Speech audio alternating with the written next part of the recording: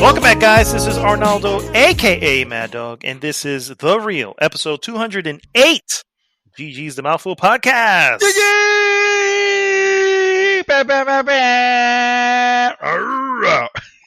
No. It's da da da da da da da da. That's right.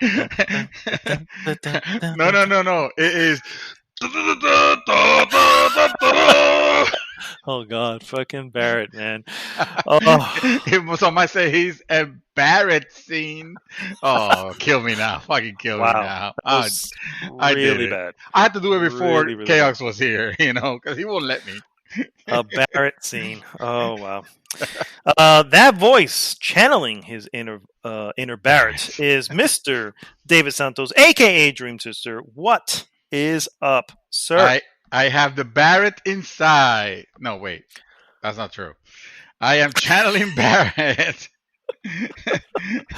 I think quarantine has taken its toll on our fellow Dream Twister here. Dude, what are you talking about? Quarantine's the best. It's the best time. I got nothing else to do but work and play. It's literally work and play. It's awesome. That you are right. That's really all I've been doing. It's just working and literally work here, walk 10 feet to my couch, play there. Yeah. It's like, okay. We're gonna be like morbidly obese people like in Dude, I have to go out for a walk of some sort, man. It's becoming bad. It's becoming bad. Wally, that's the movie I was thinking. Like the guys, we're gonna be Wally. the humans in Wally. That's what we're gonna end up being after quarantine. Dear Lord, for real. Oh my goodness, sir.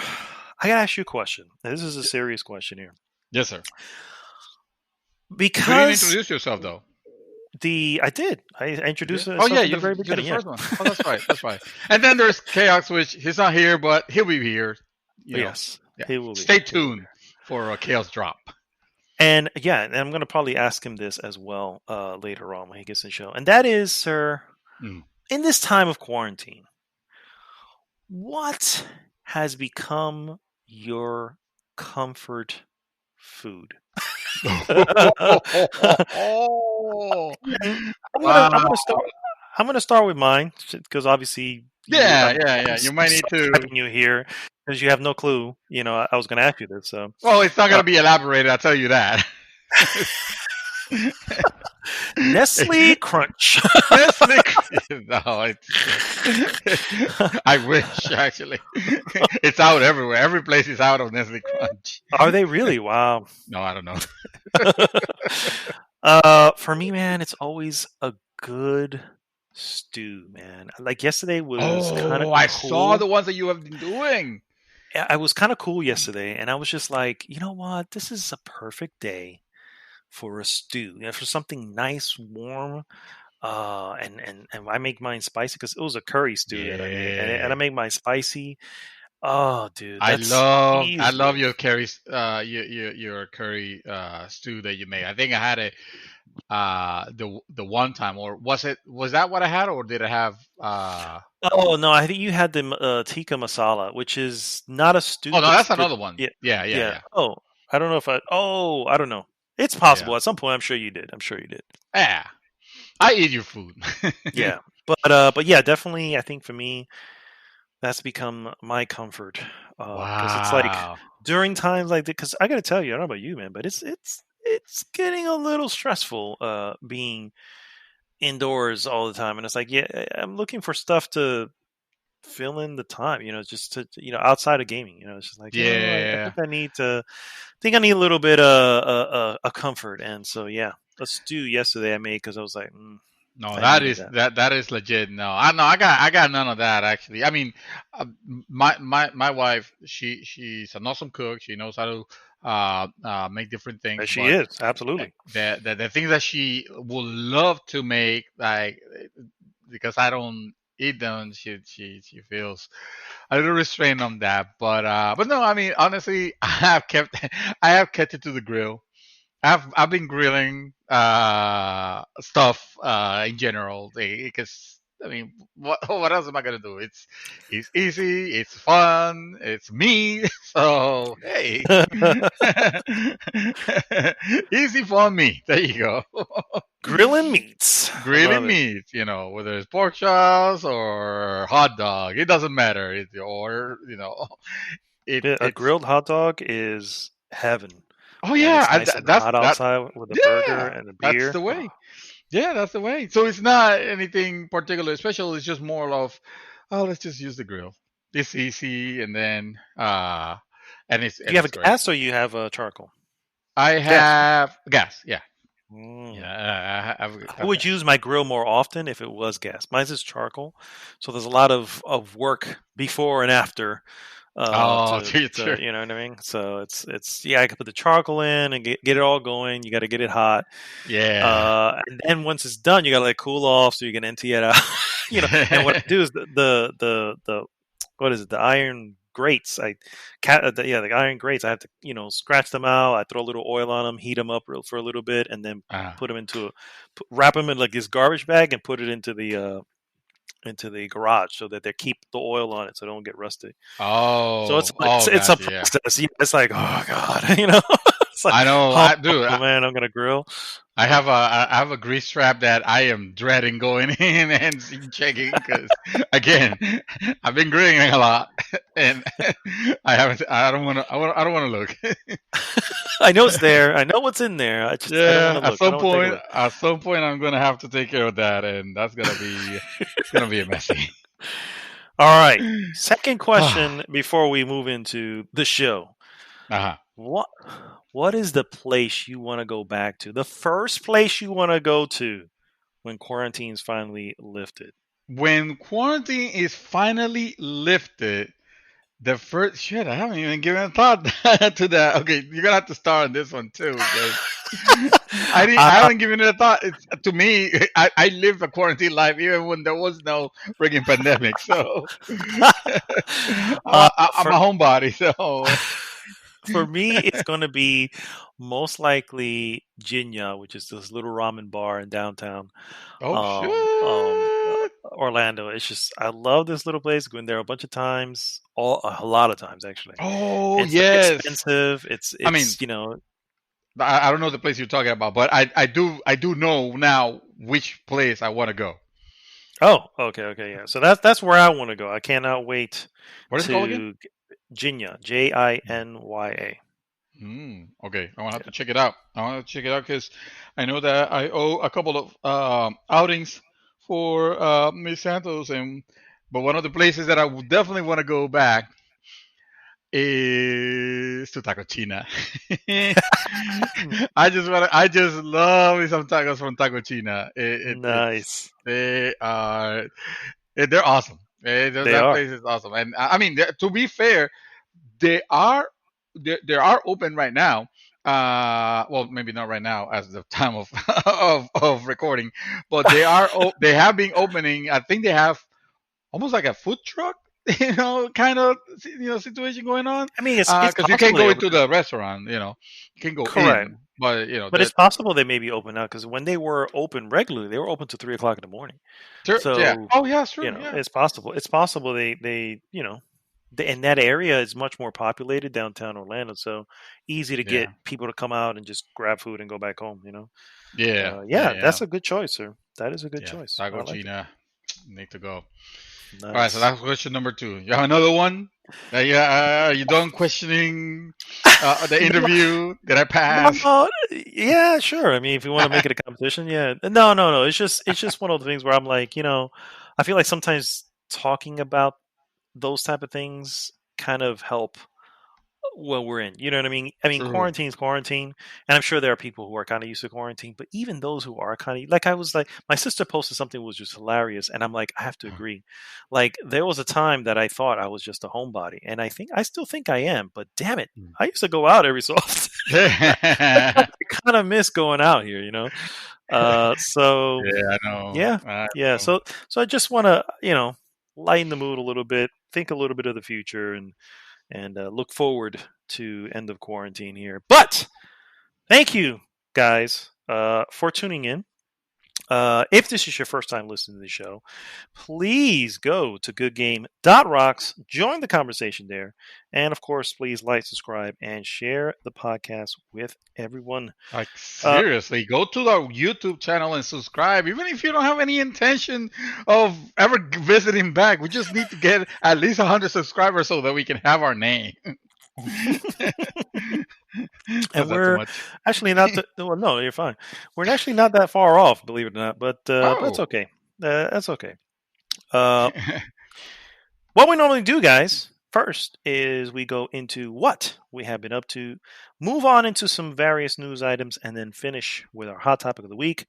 This week's hot topic: Final Fantasy VII Remake. Full impressions. Of course. What else was it going to be? Come on. What else is going on in the world? I mean, what do you think it was going to be? The economy? It's either pandemic or Final Fantasy. Those are the two hot topics that are rolling around on the news right now, guys. Seriously. Yeah. Look it up. Yeah, I'm telling you. And that pandemic almost ruined Final Fantasy Day for a lot of y'all. You know, me included. I knew that I wasn't gonna be able to wait, and when Amazon delayed my orders, understandably so, I was like, "Fuck it, I'm just gonna get the digital version," which I did actually before we started our last week's podcast, and I just downloaded it and started playing, and it was awesome. And then Amazon sent me my copy, so I'm like, "Oh, okay, I guess I have a shrink wrap version of the deluxe edition of Final Fantasy here." In case I ever want to put it on, I don't know, eBay or whatever. I don't know. Yes. If you need to. I mean, at some point, I feel like it's going to become a hot seller. I think so. Yeah, I think so. Although I like the way it looks there. You know, all right next to all the Yakuza games that are also on their shrink wrap. Wow. Yeah. Nice collection there of shrink wrap games. I never get to play. That you're never gonna open. I don't know. I don't know why I got all those Yakuza games. I have no time to play them all. I think I like the idea of, man, these games are great, and I want them to continue making them. But goddamn it, they're long, and you know, it has to. The mood has to strike properly for me to get into a Yakuza game, and then I'm hooked. Then I'm completely hooked because the story is amazing. On those games, the story are always amazing. But yeah, man. Anyway, we'll talk about Final Fantasy Remake, the hot topic, because we certainly have a lot to say. Neither one of us has beaten it yet. Am I correct? That is correct. Yeah, I have no idea as far as halfway or whatever. I am 30. I'm just under 31 hours. I'm 30 and some change into the games, whatever that means. I have no clue. Yeah, I don't even know how long the game is. Yeah. No, exactly. I'm dying to know where is it that this game cuts, and then suddenly you have no more Final Fantasy VII, and then you cry. Like, when is it gonna happen? At what portion? I'm curious to see what the issue is, and I guess we'll talk about this again. But obviously, realistically, there's apparently a lot of, I don't want to say backlash, but a lot of negative on where it cuts or how it cuts or something on the cut. You know what I mean? Something how it ends. Obviously, I have not looked into it, and I don't care. I'm going to just experience it for myself. But I'm curious to see what it is. And I'm wondering if it's maybe blown out of proportion or if it's justified. I'm just curious to see, but we'll see. I mean, we all came in with the same. We were warned. This is not the entirety of the game.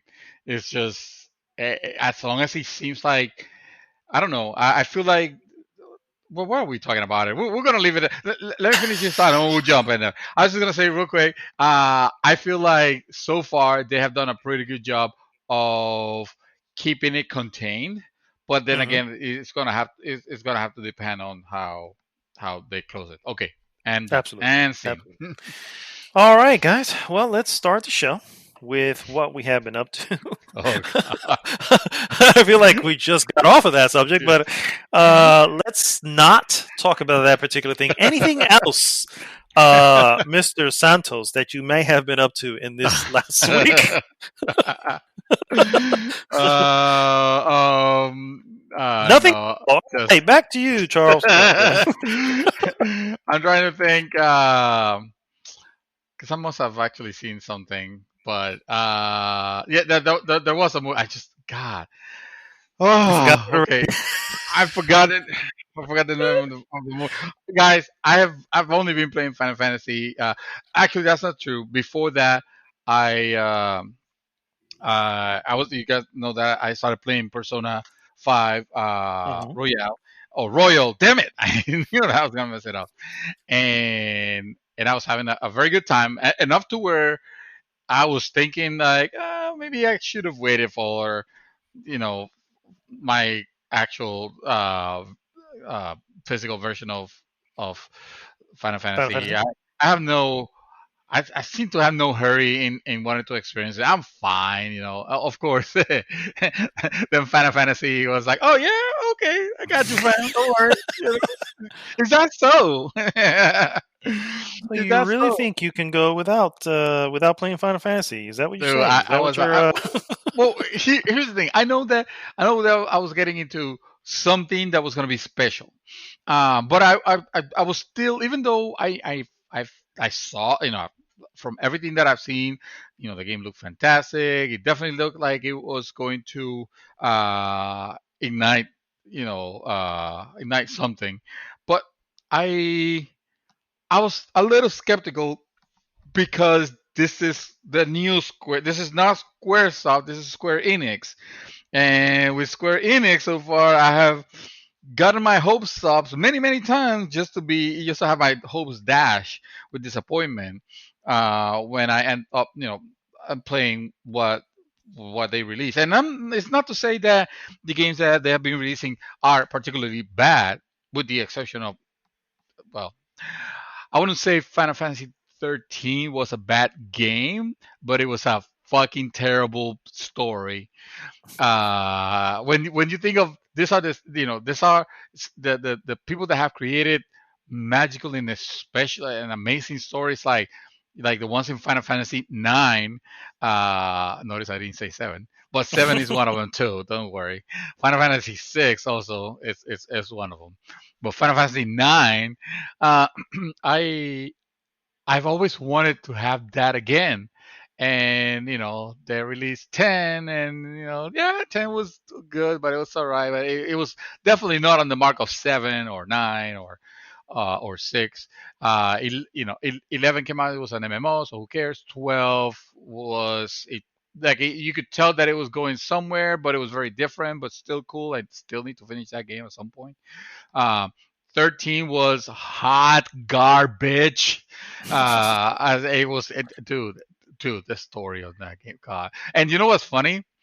13, and I'm sorry, I realized I went on a tangent, but I need to I was extend gonna my say time a little bit because you I don't really need haven't to. done much.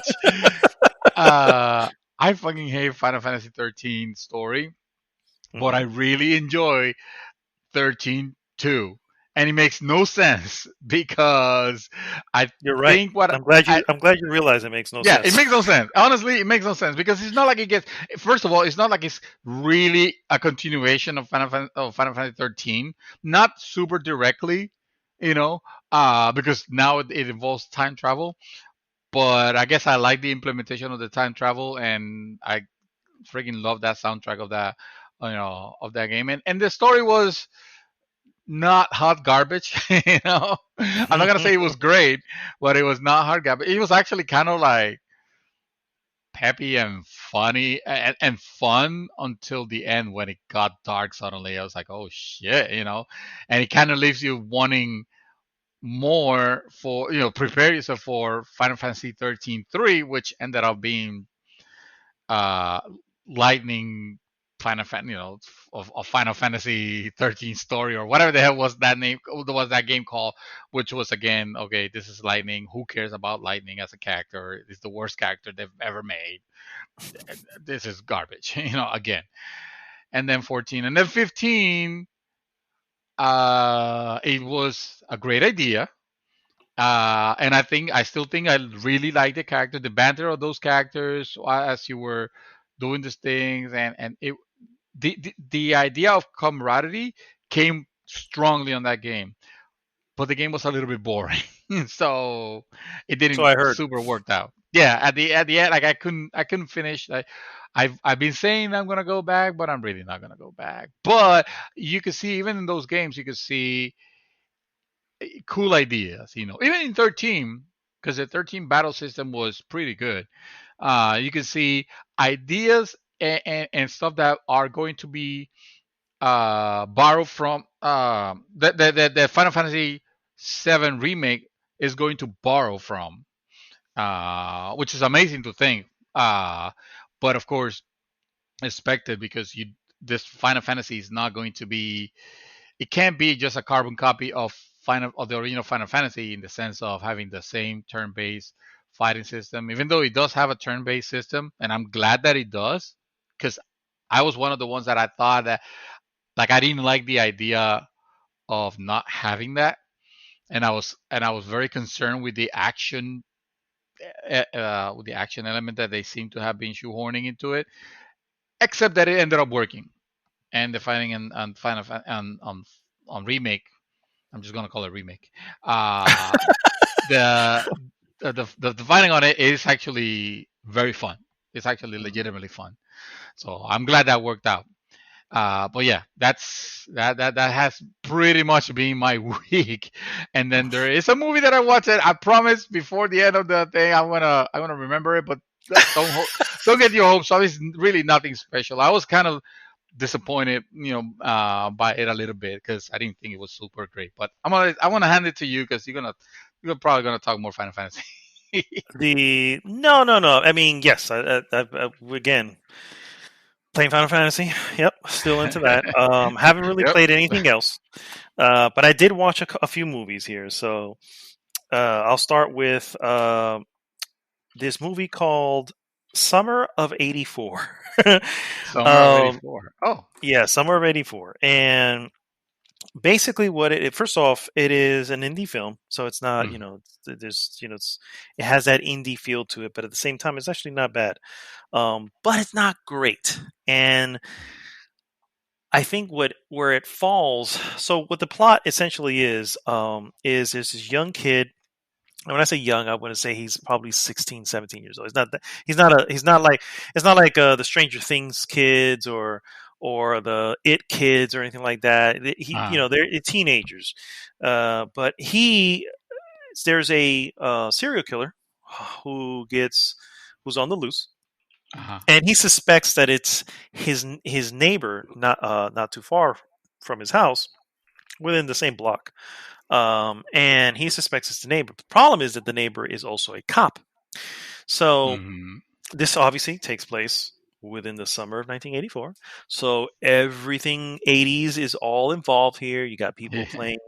You have people playing these weird games at night. The kids playing these weird games. I can't think of the name now. It's Manhunt or something. I think it's called Manhunt.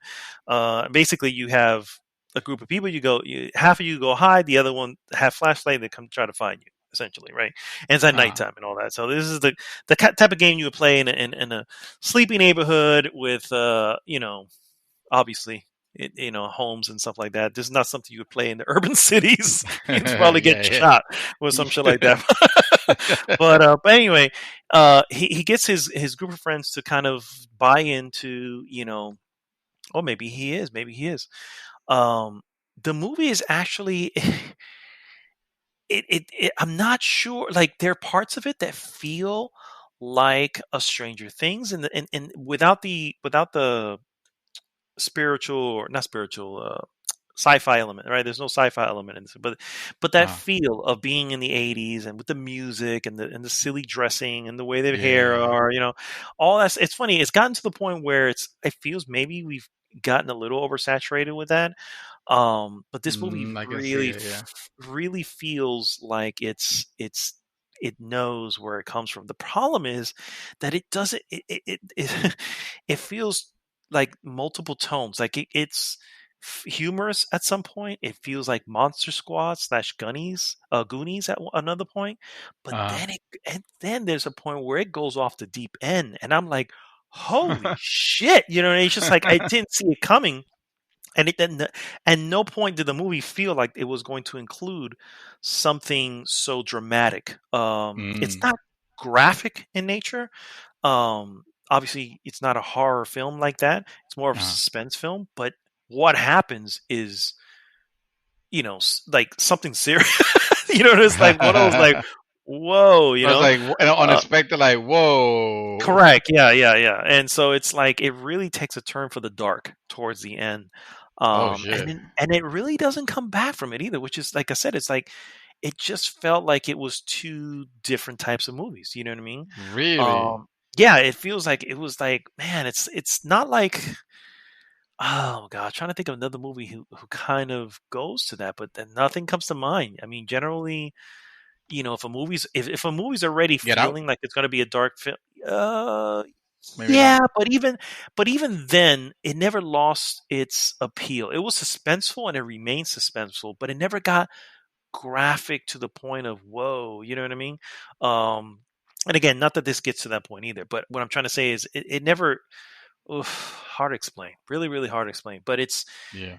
it felt like at some point it felt like this scene or Mm. this portion of the film was a different film. Was a more probably Hannibal Lecter Holy part of the shit! film. All right, Wow. all right, maybe that's a little bit drastic, but I'm just saying that Yeah. it's like take for instance, oh gosh, I can't even think of it. All right, take Stranger Things, right, Uh, for a moment, and then at some point put in scenes from It. You know what I mean? And but the oh. craziness Well, that from It. sounds like It's it like though. but see, Stranger Things always keeps this humorous and lighthearted, and it's not meant to be serious at all. There are serious moments, and yes, people do get hurt and stuff like that. But Mm. it still keeps it has its heart and it has not lost that yet. Right. But there's moments in it where it's like, dude, real shit happens, and people are gone. Yeah. It's like, whoa, and graphically, and it's Yeah. like, oh my god. Or you know what? Put it that way. Let's take it, the one we saw, the original one we saw, and take Uh, a segment out of Hereditary and put it into it. Suddenly, oh you have shit! this moment where you're like, all right, we've gone off Whoa. the deep end. You know what I mean? And Now that's anyways, more two different movies. okay, Yeah. thank you. Okay, okay. I was trying to get a good Mm. analogy here going. So that's what I mean. So it's just like, whoa, this really went in a dark way, and like I said, I don't think it ever really recovers from that, and then you're just kind of left with, okay, This holy I guess shit that's it. movie. Yeah, yeah, Yeah. yeah. It's holy shit. Yeah. So it's not horrible. It's available, I think, on it's on Prime right now. When you say it's not horrible, you mean like that it's not a horrible movie as It's not far a as it horrible being a bad movie. Yeah, movie, it's not a correct. It's not but a it's not horrible great movie, either. but it's not great. If I gave it, Oh. it's just, maybe a 6.5 or something like that. It's enjoyable. I Okay. like I like some parts of it where I love the friendship within the kids. Uh, It's really really funny. They talk on walkie talkies just like everybody did back in the fucking 80s. They talk on walkie talkies to each other because they don't live far from each other. But they have this little group chat, kind of like we have now on our phones with fucking Messenger, a group chat where you kind of mess. So perfect example of a line in the film. The kid goes, "Hey," he picks up, "Guys, I need to talk," and then one of the other kids goes, I can't talk right now. My mom, she's not able to sleep. Something's wrong." And then another kid who's really vulgar goes, "Yeah, she'll be able to sleep after I bang the hell out of her." Dude, Shit like that. that is it. I know. That's what I'm saying. Shit like that had me in tears. I can't believe it. And of course, that guy goes, "Fuck you, shut up." It's not funny, dude. You know what I mean? And shit like that, that type of shit, I love, and I can watch all the time because it just makes me laugh. But then again, like I said, at some point it just goes really, really crazy. But anyway, that's summer of '84, came out in actually 2018, believe it or not. Um, Oh, okay. but pretty decent. The other movie I saw, which I will recommend, it is called The Gentleman.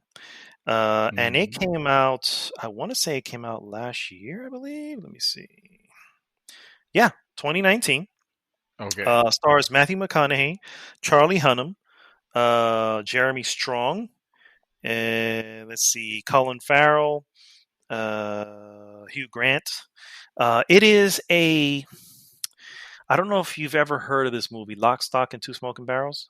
I remember that. Yeah.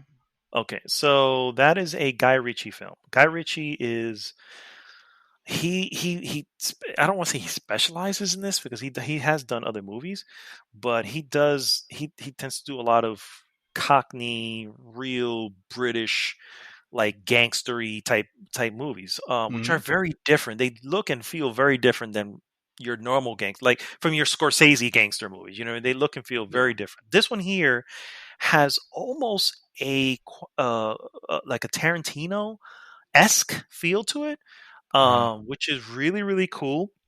I enjoy it. It's actually it's really good, right? So, basically, an American. This is from the plot summary. An American expatriate tries to sell off his highly profitable marijuana empire in London, and this triggers different plots and schemes and bribery and blackmail in an attempt to steal his domain out from under him. Um, Matthew McConaughey is great in this film. I'm Mm. a huge Matthew McConaughey film guy anyway. He's just that southern, really cool, particularly in here, man. He is. Yeah. But take him and throw a little bit of Scarface into him a little bit, but maybe not as crazy as Hey. Scarface, but just a little bit of that into him. That's what you have here. Charlie Hunnam is his like right hand man. Charlie Hunnam, you know him from. Do you remember Pacific Rim? The main guy Yes. from Pacific Rim, that's Charlie Hunnam. Oh, okay. Yeah, All right. excuse me. I was drinking my beer there, but I thought you were going to take a little bit to figure that out. No, So no, I was like, because perfect timing to take a sip. I mean, if the moment you said Pacific Rim, I mean, if you would have mentioned any other movie that is not Pacific Rim, I would have been like, let me Google that. Most people know him from Sons of Anarchy. That's I think where he got his big break in, Oh, okay. which is a show. Anyway, so he stars in it. Hugh Grant is in it, and Hugh Grant is playing somebody completely different than his normal self, which is really really cool. I love when actors go outside of their normal Hmm. routine to do something unique. He's actually very cool in it. I love the accents. I posted this, and then I think David Gomez was like, "Oh, it was okay." And I'm like, "Nah, man, I love these movies because as soon as I finish watching one, I feel like I can call everybody a cheeky bastard, just like they do, like they Just do in like the they do. yeah, cheeky Cheeky bastard." bastard. So I love that. It's one of those movies that is in English, but you still need the subtitles because it's like, yep, I need to understand what they're Yeah, that is. because they speak very differently. But it's so cool at the same time. It's like I wish I can mimic that in some way. Lock, Stock, and Nah. Two Smoking Barrels was like that. Snatch was like that. Those are two of his best, and I don't think The Gentleman reaches that high, but Mhm. definitely a good follow up or definitely a good outing for him for Guy Ritchie. And so yeah, so that's The Gentleman. I think we had this, if I'm not mistaken. I think this was one of our trailers of the week when it Trailers? first came out. Yeah, it was Oh, one of our wow. trailers of the week. Yeah. Oh, Colin Farrell's in it, and I fucking love Colin Yeah. Farrell. He's if I'm not mistaken, Colin Farrell is Irish, and he plays a very cool Irish coach Well, it better if it that is was. so freaking like tough. Yeah. Um, the characters here are always portrayed to be in his films are always portrayed to be so like tough. Even when they're Uh-huh. not actually tough, like you could just knock them out one hit. The Uh-huh. way they look and act, they sound like they're really tough. You know what I mean? It's just so good. But yeah, so that's The Gentleman. I can definitely recommend that film. And Mhm. so the last thing I saw, or I continued on, I should say, is the show Ozark, which is on Netflix. Oh, I you had did? Okay. Yeah, I had only seen up to season one. I think we were conversing about this at some point, and I had Yeah. only seen season one, and I enjoy season one. But season one still, in the end, 7.5 or something like that. I think it gets Mhm. really good towards the end, but that's typical, right? Because it's the first season of a show. Yeah. Uh, the show has to have its groundwork, and you're still sort of pushing the protagonist to become either really bad at something or really good at something, whatever the case may be. Mhm. Um, season two is obviously things have gotten ratcheted up a little bit more, Mm. and which is typical of the show.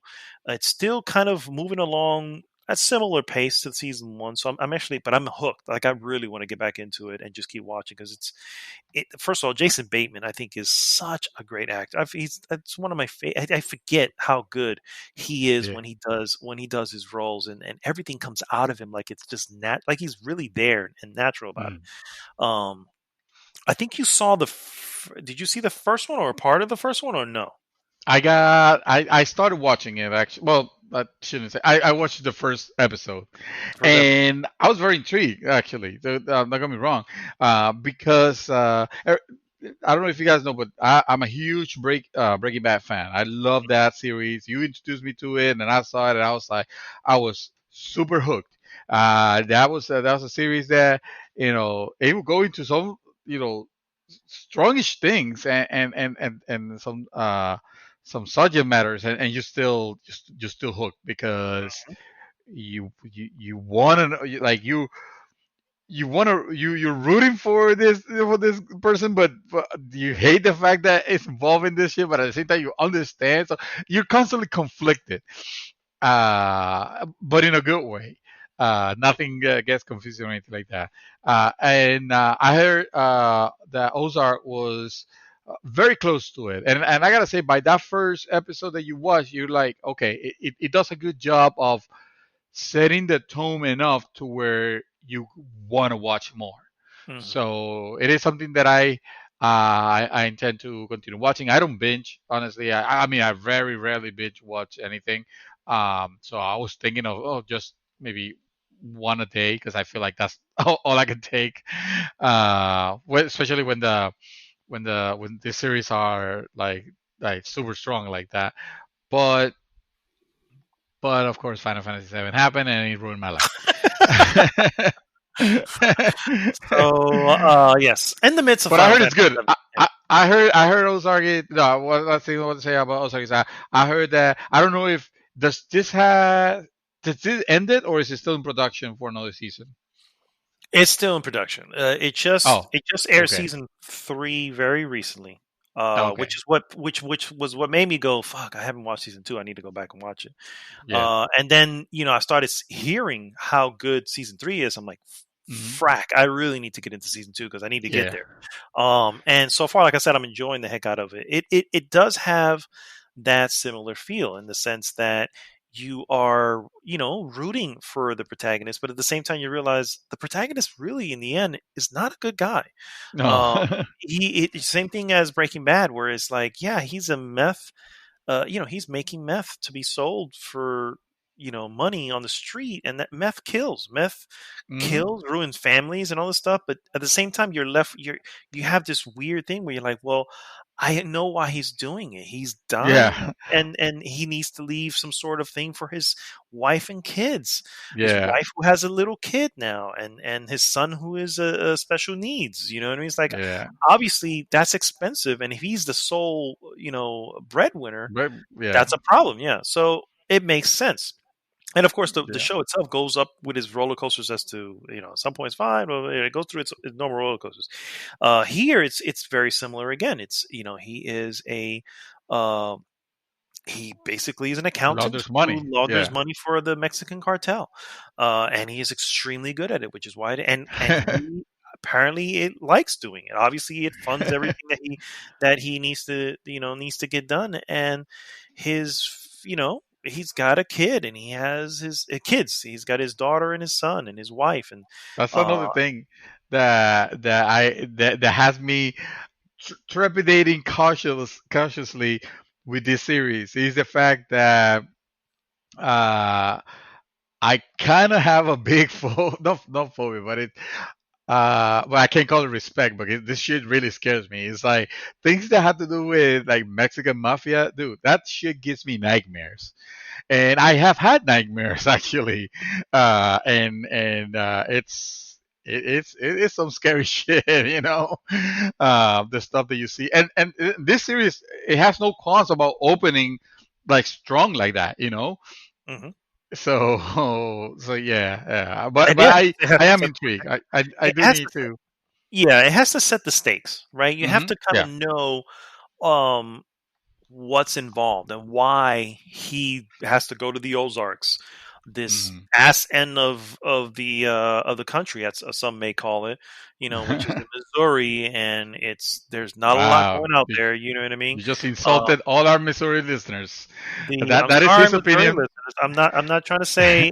I mean, if you've seen the show, you know what I'm talking about, and you understand that that's what's going on out there. You know what I You mean? called it the ass of America. I said the ass end of America. That could just be the back end, Ass for all end. we know. So, And what is the back end? The ass. so he goes out there. He goes out with a plan to basically. It's like, don't worry, we're gonna make more. You're gonna launder way more money this way. And so Ah, anyway, so the show itself oh, sorry. is really really good, really really well acted on Mhm, all fronts. Even the young kids, and I mhm. generally don't like young kids in shows because they're usually not very good. Yeah. They're young. They haven't developed a craft yet when it comes to that. And Mhm. some do. Don't get me wrong. There are some who are amazing There at it even some at a that young definitely age. do. Yeah. Yeah. But they're not a lot. So that which is why there's so few of them. Yeah. But yeah. So I can definitely highly recommend that. That's sir is all I've been doing. Have you recalled said movie that you watched? Yes, yes, I actually, yeah, I forgot the name it was because, and don't get me wrong, in no way I'm saying this is a bad movie. This is actually a quite entertaining movie, and the moment I mentioned the title, you're gonna be like, oh yeah, because I bet that you have actually that you watched it, of course. Um, it came out in 2013, and it's called The Family. The Uh, Family. Yes, it's a movie that stars in. It has Robert De Niro. It has Pfizer. Hmm. It has Tommy Lee Jones in it. The whole thing has to do with a with this mafia boss who is played by De Niro, who Of offends. course. Yeah, he gets in. Oh, he offends. I guess it's never really explained how, but he offends Don Don Lucchesi is the name of Oh, a rival gang boss, and he survives an attempt at a hit on him. So now his family has to go. Oh no, so he snitches on Don Lucchesi, and uh, he gets in. Don Lucchesi gets picked up by the FBI, and uh, now him now uh, Giovanni or his name because he joins the witness protection programs. okay. So they changed his name. Now his name is Fred Blake, uh, and Rebel Flag. they moved to Normandy, France, and Whoa. they have to start alive there, and they're under obviously the guys of the witness protection program because obviously this Don Lucinci guy is sending sending people low and wide and wide wherever he can find him to kill him for obviously snitching on him. So it's I started watching it because I saw the trailer. It kind of reminded me. It's almost like a dark comedy in a sense. Mhm. Actually, Okay. I think that's a good description. It's a dark comedy. It doesn't not that it relies heavily on the comedic things. It's definitely not a comedy. If anything, it's a decent mafia type movie. That's why I'm surprised when you probably have seen it. I mean, I have this not. this No, I have not watched this. you have not watched it. Okay, okay. I'm gonna recommend you watch it because it's not bad. I'm not saying that it's a bad movie in any way. It's just when you're thinking the cast that it has, when you see, oh shit, Tommy Lee Jones in this thing on a movie with De Niro already. Oh, is that Michelle Pfeiffer? Oh, that is Michelle Pfeiffer. And then of course there's all other talent that I don't recognize the name, but I know that I've seen them somewhere, and I want to say that even what's the name of this guy that is always involved in mafia movies? There's a. What I'm looking through the list of there's actors there's here. there's several. No. He's usually a director, but he didn't direct this. Oh, Uh, this is a directing by Luc Besson, okay, do you know that? which I know who Luc Besson is. He directed The Professional. Oh, okay. All Yeah. right. All right. So yeah, it's a joint like that. Anyway, it's a good movie. It's just for like I was mentioning for the talent that he had and everything that's happening. Like, it doesn't quite reach that level. You know what I mean? I got you. and but at the end of the day, it is quite entertaining. I think you'll enjoy it. It has several things that are actually quite funny, to be honest with you. I had a good time with, but it is a good mafia movie, and I just couldn't remember the name of it because the name is it's just the family. It sounds like every other mafia movie could be Every other called that. mafia.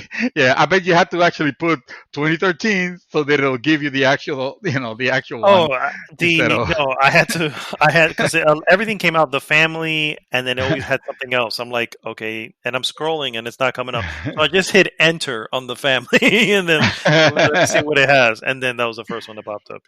Yeah. Yeah, yeah.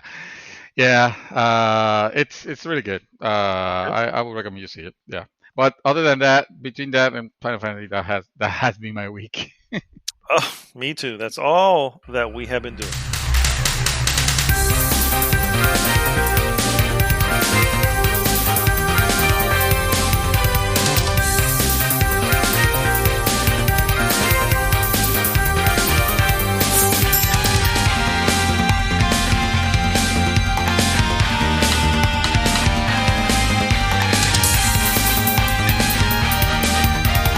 And I think we're back, guys. Yep. Are we Hold on, let back? me check. And yeah, we're recording. I see lines moving, so it must I mean that agree. we're back. It does mean that we are back, and it is time for our useless news that you can use. Oh, those, Uh, yes. yes, those useless newses. Yes, I'm this going to start is. with the major topic of the week, or news piece of the week. Excuse me, because the hot topic, we know what that is. Yeah, let's be It real. goes Come on. without saying. Yeah, All come on. Let's right, be real.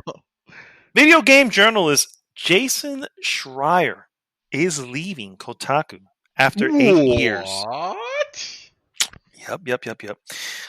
This is on Kotaku, for the record, and I'm reading this from his post. Um, he says, "Truth is, I've decided to leave the media." This is from the middle, by the way. This is kind of segmented. I decided to leave the media and pursue my life's calling, become a full-time saxophone player. Kidding. I'm What? staying in journal. Yes, what he wrote. I'm staying in journalism, where I will continue to report on the weird, wild industry and culture of video games. I plan to take a few weeks off to put the final touches on my second book and hang out with my 7-month-old. And then I will be doing brand new things at a brand new outlet. If you'd like to reach me or share a story, you can find me on Twitter or email me at any time. I'll still be podcasting with my good friends Kirk Hamilton and Maddie Myers. Although will no longer be hosting Kotaku Split Screen, we're starting a new video game podcast that you could also learn about on Twitter. If you like Split Screen, you'll like this one too. If you didn't like Split Screen, you might like this one. I don't know. How could you not like Split Screen? I don't think Because I never it'd heard be. it. I didn't even know. Oh, it was a Kotaku one. Yeah. I I missed out on it. I tuned in here and there. It wasn't in my wheelhouse. It's just one of those things that it was in and out. But I will check out his new one, which is called something with a three. Something with Let me a three. something with Final a Fantasy three. 3. Triple click. That's what it is. Triple Triple click. click. Yeah. Damn. I mean, Uh, that's hard that's to why I had say. to. I know, which is why I was like something with a three. I don't think. I don't think it'd be productive to spend too much time on the reasons I'm leaving, which will probably be obvious. Other than to say, when I think about what happened to Deadspin, bile builds in my throat. After October 29th, 2019, it became clear to me I could not work at this company for much longer. I'll Ooh. end it there. You can definitely look into his post because he goes on for a little bit, and there are links to what occurred with Deadspin, and essentially, in short, uh, the and I'm not going to say that this is what happened because I don't know, but in short, what the issue is, it appears that um, the responsibility of a journalist, which is to to report the news, Mm. regardless of bias and always with the knowledge of truth behind it, was called into question in Deadspin, and that obviously rubbed him the wrong way, and obviously that's just not what you Oh. want to be. And he's clearly one who, and he did mention in his post, you can read that as well, that Kotaku never bent to that. They would never come to him and say this is not something you want to go. You have to alter it in some way. He was free to do and write what he wanted to write, which is why he was there for so long. But obviously, the parent company of Kotaku and what was Deadspin, and what was it, Gawker? There was a few of them that were all linked up together there. Well, Gawker is Uh, dead now. Thanks. the Hulk the Hogan killed Gawker. Yeah, that Like is true. literally. Yeah. Yeah, yeah. So yeah, man, Jason Schreier's gone, and Kotaku probably shortly thereafter, I think, Yeah, oh man. because Let me tell not you. for nothing. Uh, I'm sorry, not for nothing. I'm not in any way trying to take away the work that other people do at Kotaku. However, can you name one other person who works at Kotaku who was a journalist? I know. I knew names. The problem is that the same thing happened. They couldn't retain them because of the BS, you know, and they left. And a lot of people, I think there has been like five major uh, people that were there that just they quit in the last few months. Uh, and that's tragic because uh, Kotaku as an outlet, like I never. I never disliked them, but I never liked them either. In the sense of their reporting was really really good, but it was always Jason Schreier or like super filler mediocre nonsense crap that you could tell it's a clickbait or a non news uh, opinion piece about something that is completely it has no bearing in the game. Well, it has no bearing in the gaming industry other than this is just about a game, and you're gonna give have an article about how you like the design shapes of the cookies in Cookie Mama or something like that. It'll be something really really stupid or Yeah. something brilliant like the job that Jason Ryder did when he when talk about the Bioware Oh yeah, yeah, yeah, web absolutely. their method And very recently, the Naughty Dog one. the Naughty Dog one, yeah, the Rockstar, when you see him report, like his stuff has always been at that level, at oh this is major stuff. He encompasses what a gaming journalist uh, should should strive for. I agree. And I always thought, well, that's the best thing that Kotaku has right now. The moment they lose Jason Schreier, and no offense to the rest of the crew, but again, writing filler articles is not going to maintain that website. It's and now they're pretty much done now. I mean, when you think about it, it's I would definitely love to see what his next endeavor is. I didn't know about this podcast. I would definitely would have liked to at least have a listen to it because I enjoy his takes, you know. Hmm. And so, I mean, best of luck in his new endeavors. He definitely has made a name, a brand for himself, so to speak. So I agree. I'm I looking agree. I forward just to it. I don't know what he can. He's going clearly from his thing. He's going to another outlet, so that's good But because I think that is IGN. No, I'm kidding. the. I don't know. I mean, IGN has been smeared here and there a few times. Yeah. Not to obviously not to the main companies. I mean, obviously you should know who you're hiring and stuff Giant like that. bomb. Oh my god, that'd be awesome. No, I'm kidding. That would be amazing. That'd be awesome. That'd be pretty amazing if we ended up Mhm. giant bomb, dude. I'll be so on board that. Ooh, okay. I think Giant Never mind. Bomb will be like, I think, I think we just Yeah. struck gold. Goodbye, Ben Pack. Welcome, Jason Schreier. No, That's I'm great. kidding. I like Ben Pack and Giant Bomb. I like the whole Giant Bomb crew. They just lost. Oh my God, what's this guy that he got married at a taco at a Del Taco, not at a Taco, at a Taco Bell. Oh my God, what's his name? He used to love wrestling. Oh, I know The who you're name is talking escaping about. me. Dustin? No, no. No. I know who you're talking about. I know who you're talking about. It's gonna I know who you're kill me. talking about. Anyway, Go to you'll the next probably movie, find him by. news piece, and I'll find him. Yeah, yeah, yeah. Okay, all right, all right, all Yeah. right. So my next news piece, this came out actually a couple days ago. There's a report that Sony will be making fewer PS5s, and they seem to be struggling a little bit with the price. And News comes from Polygon.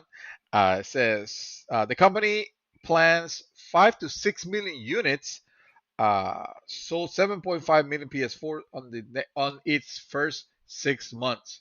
So hey, I mean that doesn't sound like a lot less, but then again, we're talking about millions. So Mm-hmm. let's not forget. Sony will make only 5 to 6 million PlayStation 5s in the new console's first 2 quarters on sale. Bloomberg News reported on Thursday because the company is grappling with the price and availability of the PS5 components. And as a side note, I will also imagine, the whole pandemic thing is it's having its toll on it too. Oh, absolutely, Went into bed, absolutely. Yeah. yeah. Hmm. The number is short of the 7.5 million PlayStation 4 systems that Sony sold from November of 2013 to March of 2014, Bloomberg noted. The company's manufacturing partners were recently informed by Sony of the 5 to 6 million figure, which is not influenced by the COVID-19 global pandemic, That's Bloomberg what they said. say. Yeah, that's That's true. easily said, Yeah. but but I feel that just the sidebar. By the way, I'm not trying Yeah. to Right. hijack your news piece, but um, I feel that there are a lot of companies and a lot of politics behind downplaying the severity of what this is doing, and I get the reason why, because there are still investors, there's still money that needs to be moved, and you know what I mean. There's wheels that still need to turn, and I get that. And especially when you have big companies and you have investors, and you obviously you want to send the right message all the time. Yeah. Right. So that's why I feel that sometimes it's downplayed. That said, I still feel that regardless of how they feel about it, I still think that they should delay the launch. That's just me. Wow. That's Delay, just me. huh? I Oh, think they okay. should. Yeah. Yeah. But go ahead. Uh, the It's more than the guts of the machines that are so expensive and rare that Sony has been looking for at a price tag in the neighborhood of $499 to $549. Uh, Bloomberg has characterized Sony as struggling with the price announcement. The PS4 launched at $399. Remember that. The base model is now $299, and the PS4 Pro, which launched on 2016, is $399. In 2006, Sony launched the PS3 at. You want to take a guess at the price of the PS3? The launch price? Oh, $599. Actually, it was $499 with The a higher PS3? end. Oh, yeah, yeah, Yeah, yeah. with a higher end configuration at $599 US dollars. The announced price was widely mocked by the gaming public and blamed for that console's slow sales relative to the Xbox 360. While the coronavirus, here's what you say.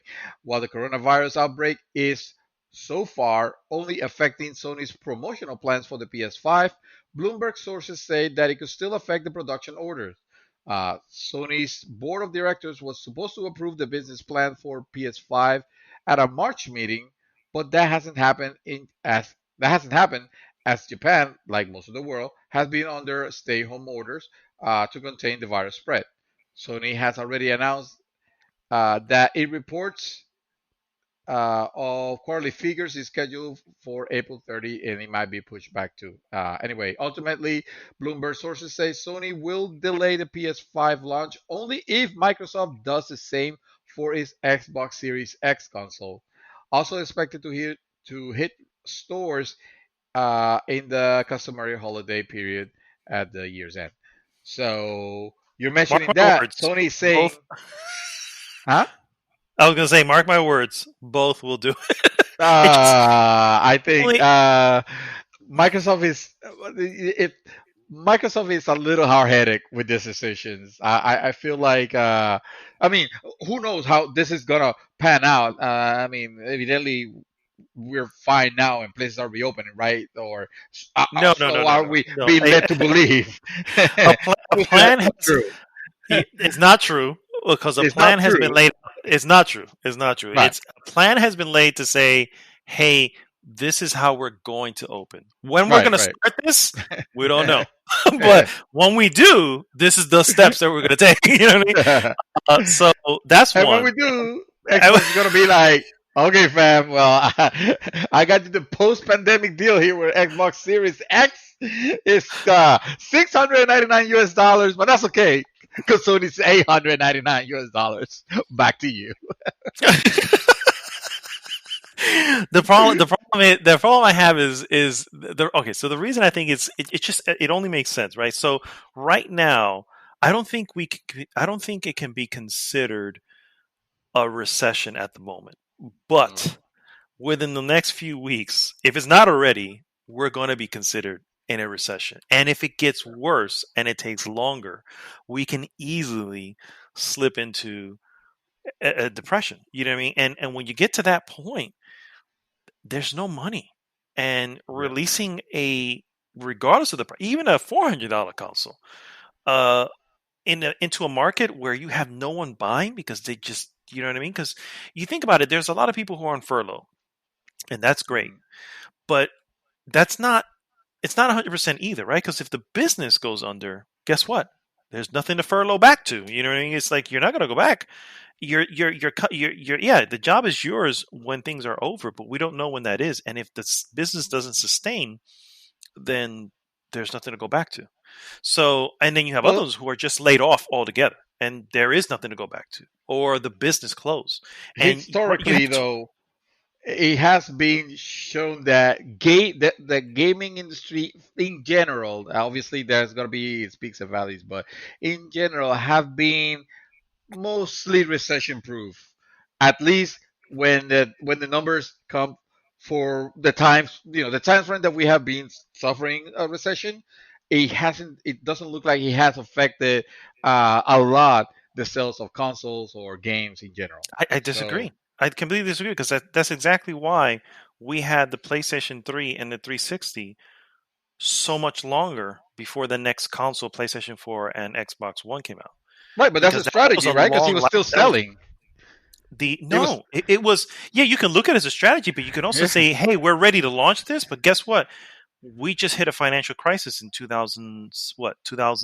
Seven I don't know. So or yeah, so I think oh 2009. oh eight, No. The crisis that happened, right? Surely it was, the homes were being foreclosed. You had all this shit happening all at the but same that time. was It's like 7 and 8. week. That was 2007 and 8 and 8. I remember I thought it because was like nine. I thought it was like yeah, yeah, 2009 7, or 8, something 9 like that. Yeah.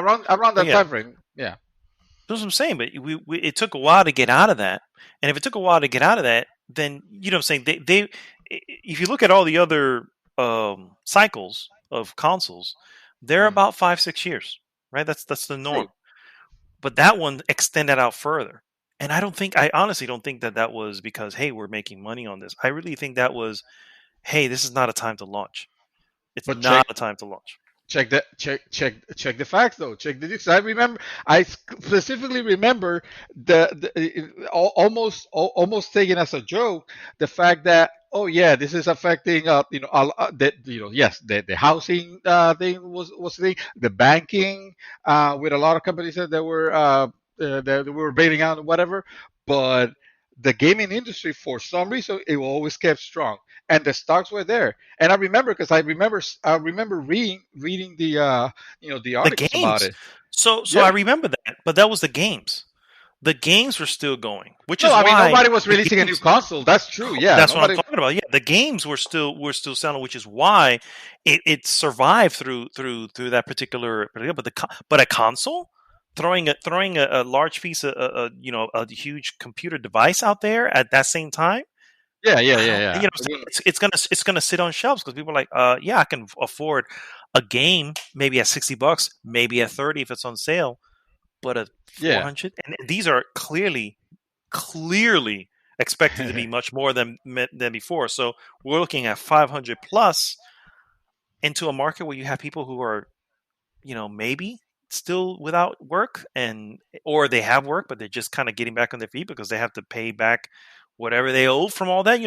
There's a lot of pushing off. A lot of companies are being nice, going, oh, you don't have to pay us this much, you don't have to pay us, but that's not saying that you don't have to pay us at all. Yeah. All that shit has to come back eventually. So because it's a Yeah. business, it needs to get that money back. So I don't know. That's what I'm trying to say. Is I feel like it just doesn't make sense to launch into something like that. And again, it depends. If by 2 weeks from now we've reached the top of the curve and heading back down, then hey, this year's good. At this point we're only in April. I think we'll be okay. You know what I mean? But if it's not, I've, you know what I mean? Of 22 million, I saw 22 million people filing for unemployment. unemployment. That's Yeah, There that's a was a staggering record. number. Yeah, it was a record when it hit 16. We're at 22 now. Yeah. We're destroying records, and not the records you want to destroy. You know what I mean? So I don't know. This is what I say is I don't think this is the right. But again, you never know. I could be wrong. I could be completely wrong. It may come out, and who knows? Maybe people knew it was coming, and they just put the money away somewhere. So Yeah. I know it's coming this year, and come hell or high water, we're not going to have any water, but we will have freaking PlayStation 5. I mean, who knows? You know what I mean? That's I don't possible think too. and Xbox. Let's not forget. Okay, uh, sorry, yes, we'll have the Xbox. What's it called again? Series X. Yes. just Xbox, sir. Just call it Oh, Xbox. It's just just called Xbox. Xbox. Okay. Yes. Okay. There we go. Yeah, yeah, yeah. And it's very sound. It definitely makes sense. Maybe you should actually advise someone at Sony that they should actually consider this Oh, because I I don't think have they're not. gonna. I think. I Oh, don't you're think they're probably gonna. right. You're probably right.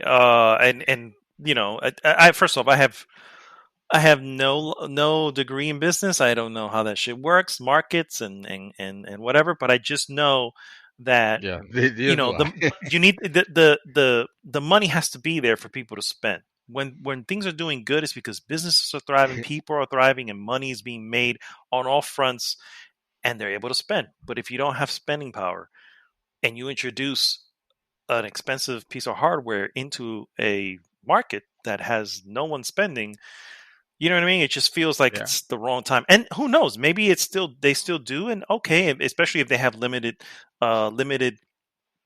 consoles out there. They're like, well, hey, it's not that bad.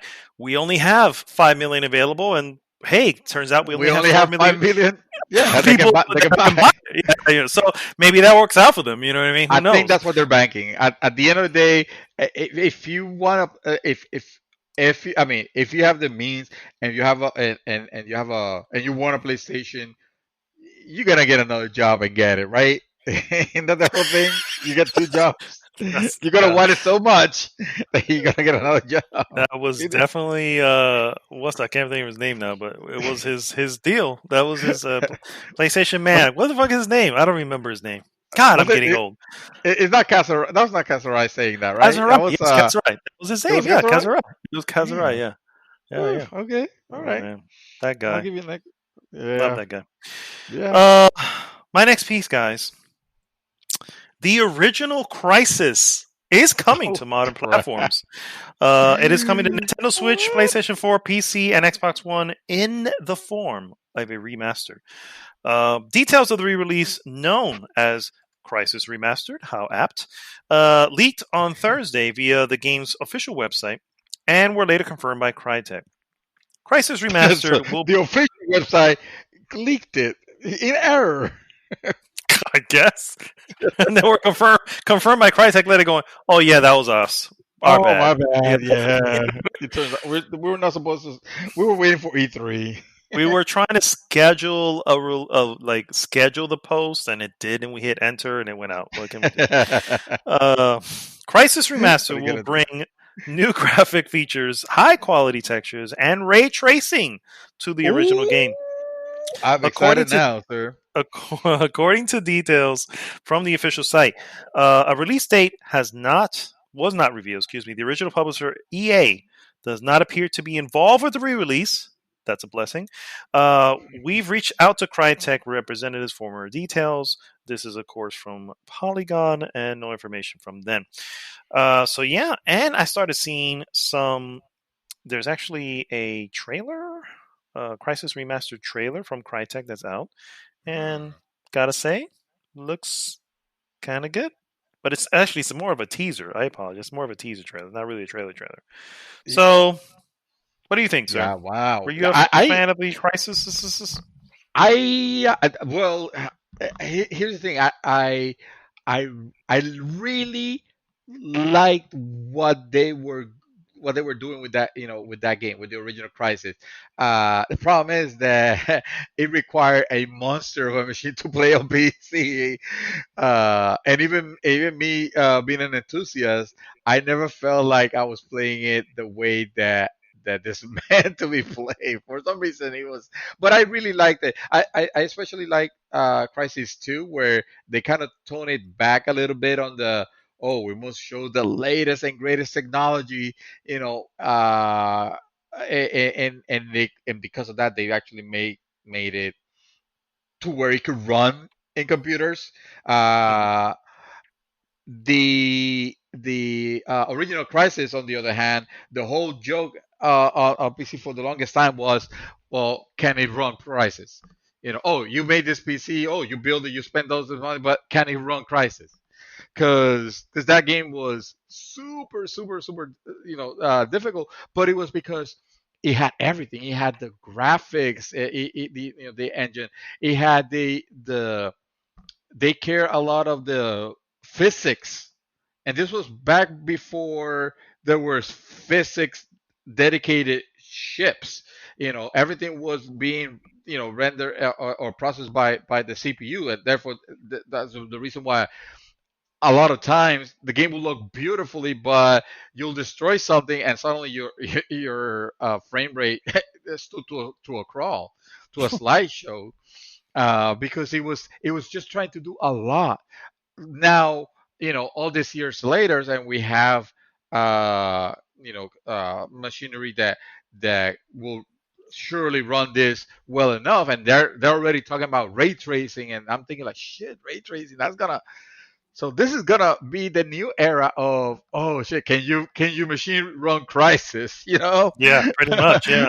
It's gonna be back. So I'm excited about that. It was a good game. It was the guns. I never really liked the way the guns sounded because they never sounded powerful. Mm. But the freaking game was gorgeous, and what they were doing with the physics and all that was I mean, it was light years from what I think some games might have even accomplished nowadays. You know, they have never tried to do that in that level, except for maybe Star Citizen, because it just is too intensive. It's too intensive. Okay. So hell yeah, I want some Crisis in my life. Um, you know what else I want in my life? How about uh completely unannounced, just suddenly like boop, it's there. Well, I guess they announced it and it's not coming on until next week. But a new XCOM game is coming out Oh, next week, sir. Next whoa. week. Yes, yes, you heard it right.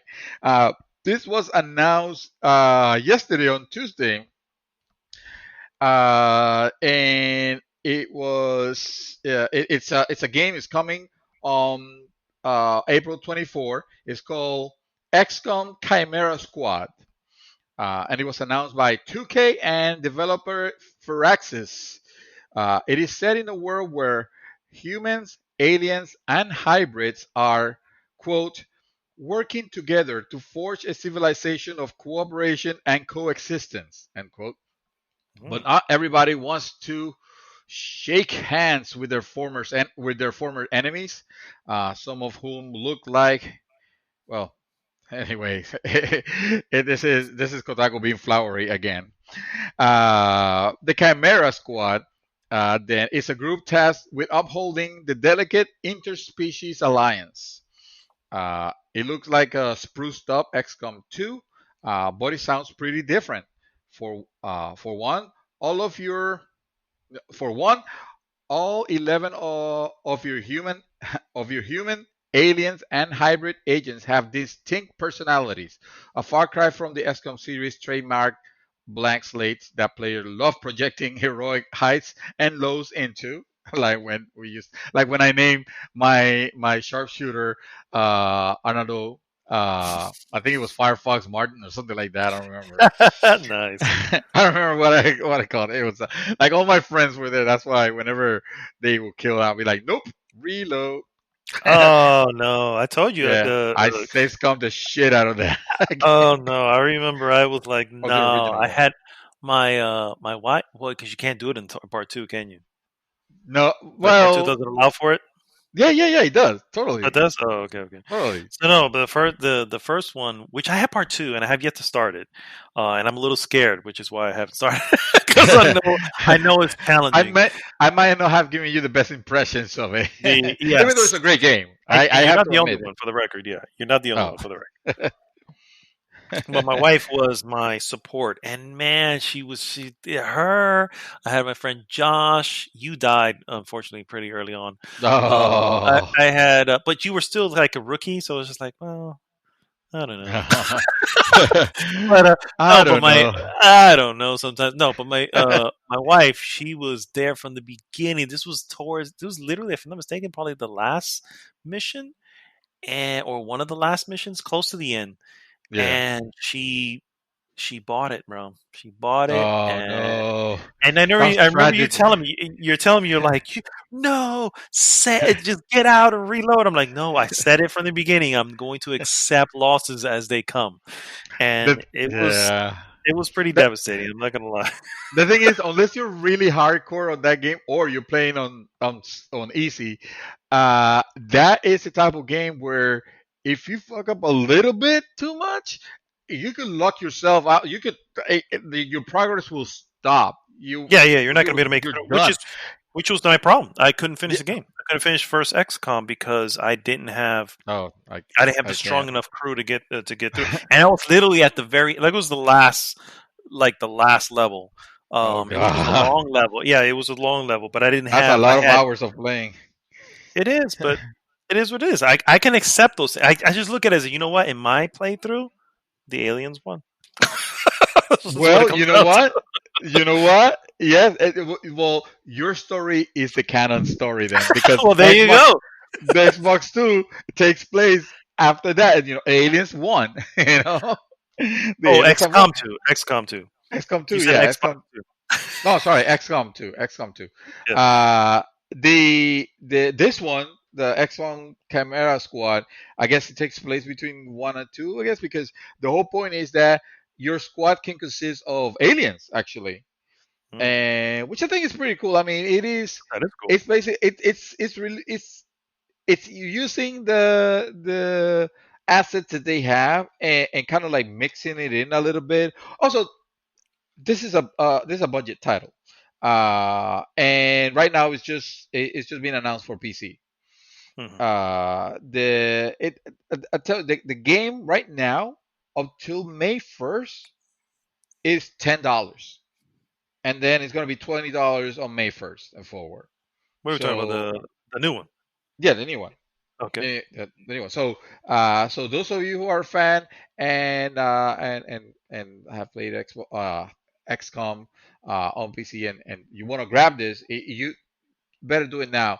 I've done it because I it's still, I mean, $10 is $10. I still need to see reviews of it before I jump in. One and number two, I did not like XCOM difficulty spike. It was a little too much. It was a Mhm. little too much, even with all the saves coming. That So says it all. yeah, If I can't save scum myself to the end of this, then I then think, yeah, yeah, yeah, I don't know.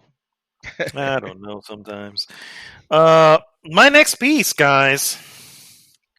Following its reimagining of Resident Evil 2 and 3, Oh, multiple development sources have told VGC, which is where I'm reading this from, um, that Resident Evil 4 Remake has entered full production with an estimated release window of 2022. Uh, shocking.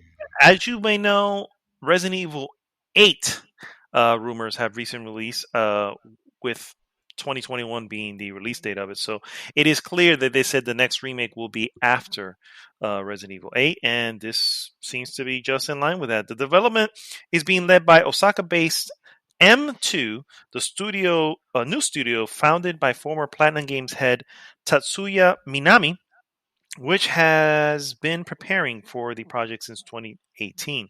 However, similar to how 2020's Resident Evil 3 was directed by company Redworks, Capcom's internal teams and other external studios are likely to lend significant development resources.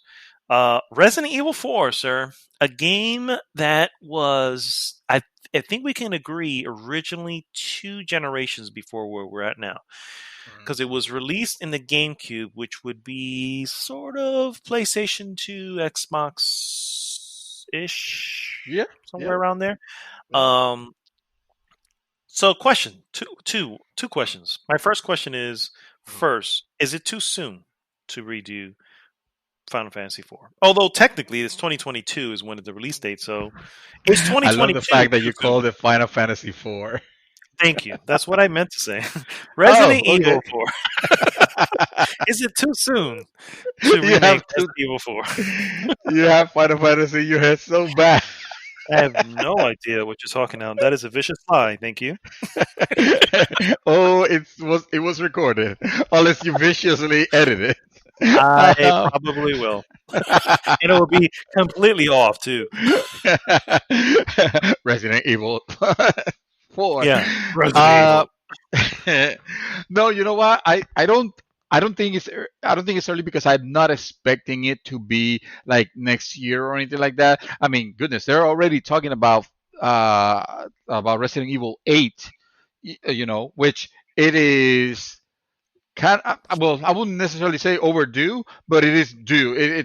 We should be hearing some things about it, and we have been. Hmm. So I think if their plans is to release Resident Evil 8, kind of to remind everybody, it's like, oh yeah, we're not just going back. This series still continues, and you guys seem to have enjoyed Resident Evil 7 a lot. So we're making 8, which is gonna be kind of similar but very different. I don't know what the messaging is there, but um, I think it's a fine plan. Have Resident Evil 8, and then the following year you could have Resident Evil 4, because Resident Evil 4, it's going to be a bigger endeavor. I mean, I know Resident Evil 3 it wasn't bad or anything like that, but it was disappointing. For the content that it had and what everybody was expecting after what happened in 2, it seems like a lot of people left a little disappointed of what it ended up, ended up being. So they're not gonna take that risk with with their with their Final Fantasy VII of Resident Evils, so to speak. Nice, This is nice. this I can definitely go with that. With that, with what you just said. analogy. Yeah, Analogy. Thank you. I can definitely back that yeah. analogy. Yeah, this is the crown jewel. It's Mm. they know they can't half-ass it. Again, not that they half-ass, Resident Evil 3. Uh, but No, but I you know can that they need definitely. to spend time. Yeah, I can definitely. Looking back at it and going into, I went a little deep into some of the YouTube, to hear what people thought and whatever. And I can definitely say, when pointed out, I can see how it feels a little rushed. Mm, Some of the animations, when it came to, like, before for Resident Evil 2, you can shoot an arm or a leg, and the leg will fall off, mm, and you can see it, and it really added to the realism, which is why Resident Evil 2 remake was ridiculously good. Um, with this one, it didn't have that. Instead, the arm would explode, and then there's just no arm there, but uh, no hanging arm. And it's just like, okay, so it's a little bit taken back when it comes to the yeah. graphics. And I don't know if the rest of the game was more heavy for some reason, and that's why they need to do that. I don't know. I don't know programming like that. But I can see. I can when I saw, and also there was a clock tower, and the clock tower was a big portion of the original game. Which in retrospect, I was like, oh yeah, I remember that. Remember that. Was it important to the game? That's debatable. Mm, But it was a major portion of it, and with the game being already short, I can see them going, it's short, and you left out the clock tower, and that's why it's short. You know what I mean? It's yeah. almost like it's interchangeable. It's like you can see them both being part of the same thing. If you would have put the clock tower in, we probably wouldn't be complaining right now about how short it was. You know what I mean? Yeah. So that type of thing. So it was a whole entire boss battle that wasn't included because of it. Those type of things, because it was a boss in Resident Evil 3 Clock Tower that obviously if you're not in the Clock Tower, you're not going to be able to fucking see it. But anyway, so I can agree to a certain extent to say, okay, I get it, I get what they're saying, but I still enjoyed my time with it. Yeah. But I went in with, I don't want to say low expectation. I was just kind of indifferent. Like, it's just like, it's done. I'm going to play this. I don't care. I'm You going to were enjoy like, it. oh, I guess I bought this, and I sure fucking did without even fucking remembering. I guess I'm gonna have to Unbelievable. play it now because I mean I need to justify my My purchase. expenditure. Yeah, yeah, exactly. Uh, Second question, and I'll let you go to the next news piece, and that is, what the fuck is up with Code Veronica? Why are we skipping over that shit? I don't know. That's I thought bullshit. that. That was a great freaking. That's actually a true like Resident Evil. That's a scary ass Resident Evil game. Whereas Resident Evil 4 kind of started the action Resident Evil. You know what I mean? Uh, As opposed to Resident Evil Code Veronica, which was your fucked up psychological scary ass shit Resident Evil. uh, There's some shit in Resident Evil Code Veronica that was freaky as all get out, and I'm going, man, feels like a missed opportunity. Missed opportunity. Did you ever play Code Veronica? no, I did not. Well, I did sir, not. for the record, you're missing out on an awesome game, but obviously it's not important to Capcom because they're No, just going right to 4.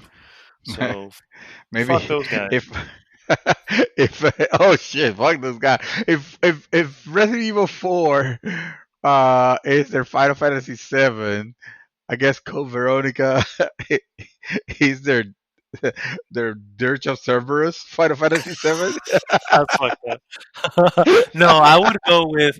Let me see. Remember that? Yes, I do remember that. Code Veronica would probably be the original Final Fantasy 14 before they fixed it.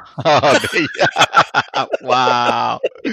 I was gonna say Final Fantasy Tactics, but Oh, hey, uh, taxes. I hear it's a very. It's too yeah. fucking challenging for me. But yeah, I don't know. Hey, just for the kids out there, can you remind people what the Dirge of Cerberus Final Fantasy VII was, sir?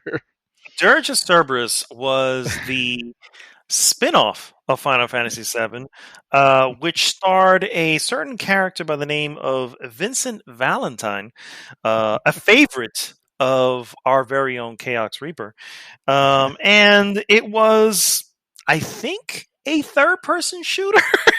I'm not entirely sure that I even. think you might be right. It says, oh no, no, wait. It says, uh, as a first. Let's see. Looking at the Wikipedia thing, it says as the first-person shooter game in the Final Fantasy series, the Wait, it games wasn't that first person. Was it first have. person? I didn't know that. I thought it. I thought you could I see thought it was Vincent third most person. of the time. Yeah, yeah. I thought it was third person. Maybe they got I it think. wrong. Yeah, I think they have that wrong. Yeah. Because I'm still looking at screenshots and it definitely shows Vincent in third person. So Yeah, yeah. So they definitely yeah, got that wrong. Yeah, you get Final Vincent Fantasy Valentine, VII, a which was masterpiece. yeah, Yeah, and then you exactly. get Yeah. Dirge They're of just Cerberus. they're just servers. They're direct to video Yeah, adaptation that's exactly what that is. spin Yep, off. direct to video spinoff. Oh man, good times. My next piece has to do with the ESRB because we haven't spoken about the ESRB in a while, right? Uh, ESRB ratings will now tell you if a game has loot boxes. Yes, we did it, Woo! guys. We did it. Woo! I We mean, finally made it happen, people. it'll tell you in the vaguest way possible, but hey, a win is a win, right? Baby steps, Uh, bro. Baby steps. Today, the Entertainment Software Rating Board (ESRB) announced a new ratings description specifically for games with loot boxes. Currently, games have microtransactions in them, or games that have microtransactions in them, um, come with an ESRB description that states in-game purchases. That's what they say right now. The ESRB is now going to add the follow up description includes random items. So there you go. Uh, I mean, almost that's the point of gaming, right? It's random things. So if it includes random, what does that mean? Again, doing it in the vaguest way possible. Hmm. If vagueless is actually a word. It's not, but Uh, I'll go with it anyway. All right. In the most vaguest way possible. There it is. There it is. Nailed it. Uh, includes random items. If there are items that players can buy in a game, they have a randomly generated element. For the most part, this means loot boxes. But the description will also apply to any other microtransaction in which luck is involved. In-game purchases parentheses include random items will be assigned to all games that include purchases with any randomized elements, including loot boxes, gacha games, item or card packs, prize wheels, treasure chests, and more. The rating agency wrote in its announcement. Games that have the in-game purchases parentheses include random items notice will also include other non-randomized paid elements. So it's not that it only has loot boxes. Let's just say you could Mhm. have other in-game purchases, but if they have loot boxes, then it's gonna get that dreaded parenthesis. So and then there's more, but I think I get the gist of it. It's hey, you gotta start seeing descriptions of loot boxes. They're just not gonna be very descriptive. Of course not, because they don't want to, want to point out the obvious. My last pieces. That's right, pieces because they're small. I'm just going to throw them out Millions there. of pieces, Millions of pieces for pieces. me. There are game releases, and I'm going to start with first and foremost the most anticipated Star Wars game ever to come back Oh, into a done. It re-release. better be that pod racing game because It what else could it sure the be? fuck is. Star Wars Episode One Racer will be re-released Yes. for Nintendo Switch, PlayStation 4 on May 12th. I guess no Xbox here. The official Star Wars website revealed on Thursday the beloved Nintendo 64 and PC game released alongside Star Wars Episode 1 The Phantom Menace in 1999 will feature updated controls according to developer Aspire. Look forward to that, my friends, May 12th. Uh, Another piece of release here is a game that I actually played and started playing and may go back to play. Uh, Oh. Cyberpunk Thriller Uh, Observer is coming to PlayStation 5 and Xbox Series X because why not, right? why not? Bloober Bloober Team, the psychological horror game developer behind Layers of Fear, is bringing its cyberpunk thriller Observer to next gen consoles that we don't even know when are coming. The studio announced Observer System Redux is what's going to name on Thursday. Promises augmented gameplay and story for the PlayStation 5 and Xbox Series X versions of the game. When this is released, according to this, is slated for the fourth quarter of 2020. Fourth quarter, for the record, guys, usually fiscal quarter is January to March. So don't think of the end of this year. And Ooh, then finally, do you remember finally. a little title by the name of Man of Medan? Man of Medan. I've heard about it, but I don't recall. Okay, well, known for its critically acclaimed survival horror game Until Dawn, developer Mm. Supermassive Game kicks off its next project of the Dark Pictures anthology. Oh God. Originally, the 2019 Man of Medan, which told a frightening story of a group of college students who find themselves aboard a ghost ship. The next entry in this horror franchise is nearly here. A recent trailer, which for the record I saw and actually looks pretty good, revealed the anthology's next installment called Little Hope, and it will release on PlayStation 4, Xbox One, and PC sometime this summer, nearly 1 year after Man of Medan. And if you already know it's a day one purchase for you, Amazon is starting to open up pre orders for the Dark Pictures Little Hope. And that, my friend, is all the news I have. What you got? I kind of want to mention this. It is unfortunately sad news to close this with. Resident, the original Resident Evil 2 Leon voice actor has died. Uh, Paul Haddad, the original English voice actor for Leon S. Kennedy in Capcom's Resident Evil 2, has died at the age of 56.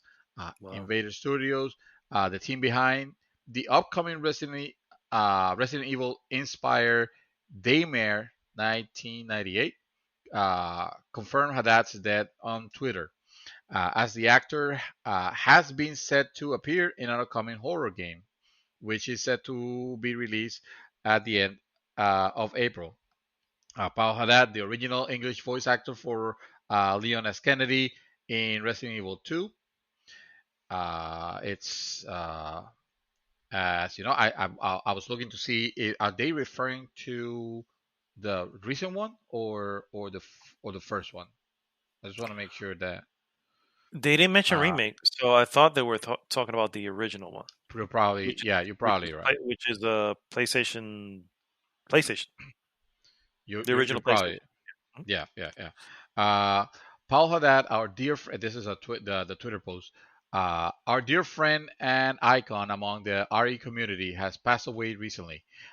We've been truly honored to have the chance to meet and work with such a great man and a brilliant professional that he was. Rest in peace, Paul. Rest in peace, Paul. You will live forever in our hearts. That was a tweet from Invader Studio. Here we go. Nick, and I'm gonna unfortunately not gonna pronounce Butcher his his name. name Okay. appropriately. Yeah, pretty much. Nick Apostolides, who voiced Leon in 2019's Resident Evil 2 remake, has also posted a tribute to Haddad's memory. While Haddad did not appear in many other video games, he appeared in a host of other television shows and movies throughout his career, including work as Quicksilver in the original X-Men, the animated series, and Mr. Fox from the children's animated show Franklin. Haddad did not voice Leon in subsequent Resident Evil installments, but the character, of course, has become one of the most iconic from the franchise following the first appearance and most recently appearing in the Resident Evil 2 remake. And that that is an unfortunate loss, and sadly, there is another one also to report, and that is Japanese voice actor Keiji Fujiwara, who is known for playing uh, Arden in Final Fantasy 15 and Mm. Reno in Final Fantasy 7 Remake, has passed away. Air Agency, the talent show co-founded by Fujiwara in 2006, shared this news via the Animated News Network and explained he had been battling with cancer for some time, as well as starring in video games and leading Air Agency as a representative director. Fujiwara also had roles in a number of high-profile movies and anime series. He notably provided the Japanese dub for Robert Downey Jr.'s Tony Stark in The Avenger, which held main cast roles in shows and held main cast roles in shows like Full Metal Alchemist, Eureka 7, and Crayon Chin Chan. I haven't heard of the last one in particular, but yeah, man, it definitely very strong, losses.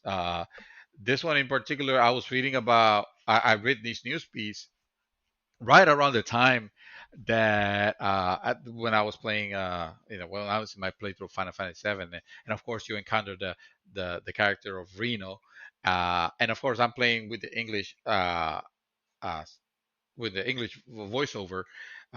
Maybe I should do a playthrough with the Japanese to see. Maybe that should be your project. If you want to play it again, maybe you should do that with the Japanese voiceover and see how you see if you get, if you like it like that.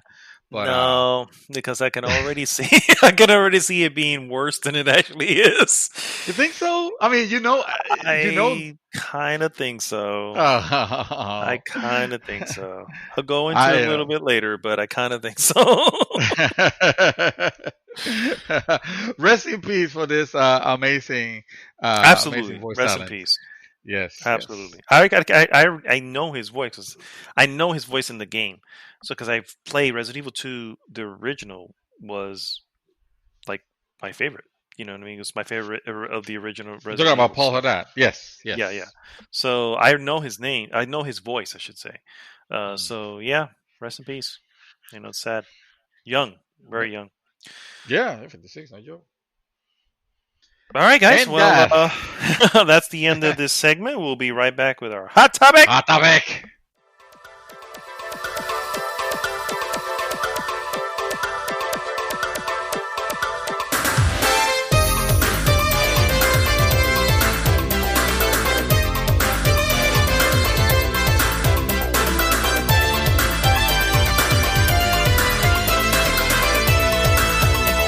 And I think that we are finally back with our hot topic of the week. Hot topic. Hot topic.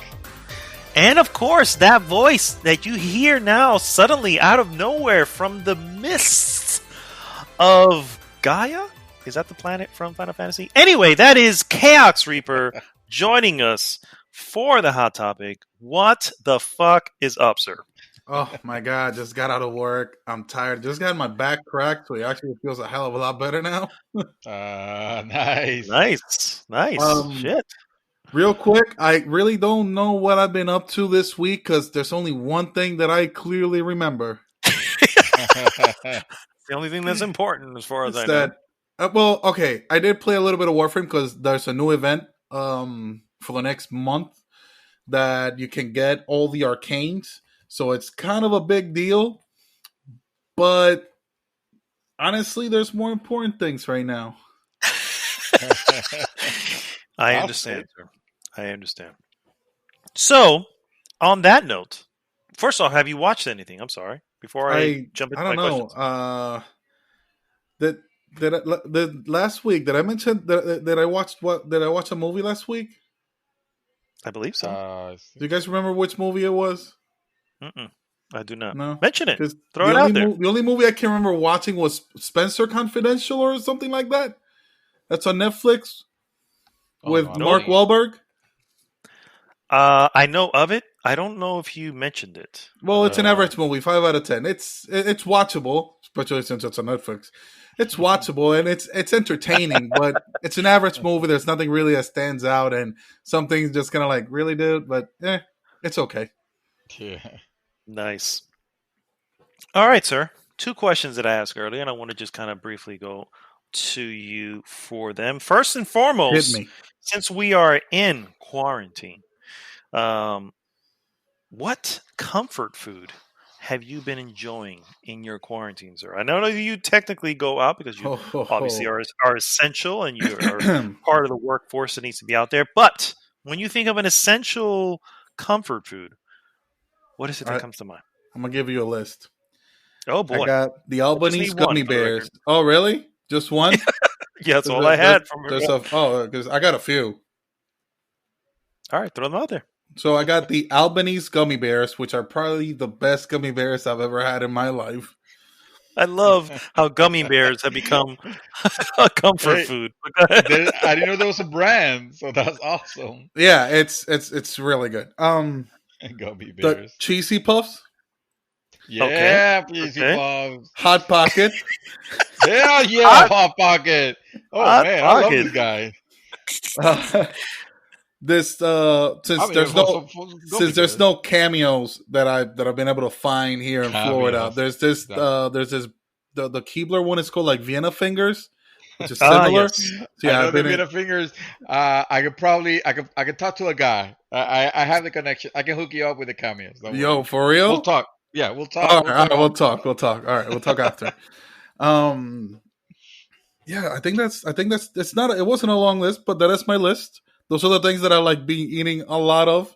I mean, all sorts of chips like Doritos and like the Cheetos puffs. The cheesy puffs and the Cheetos puffs are 2 different things. Keep that in mind.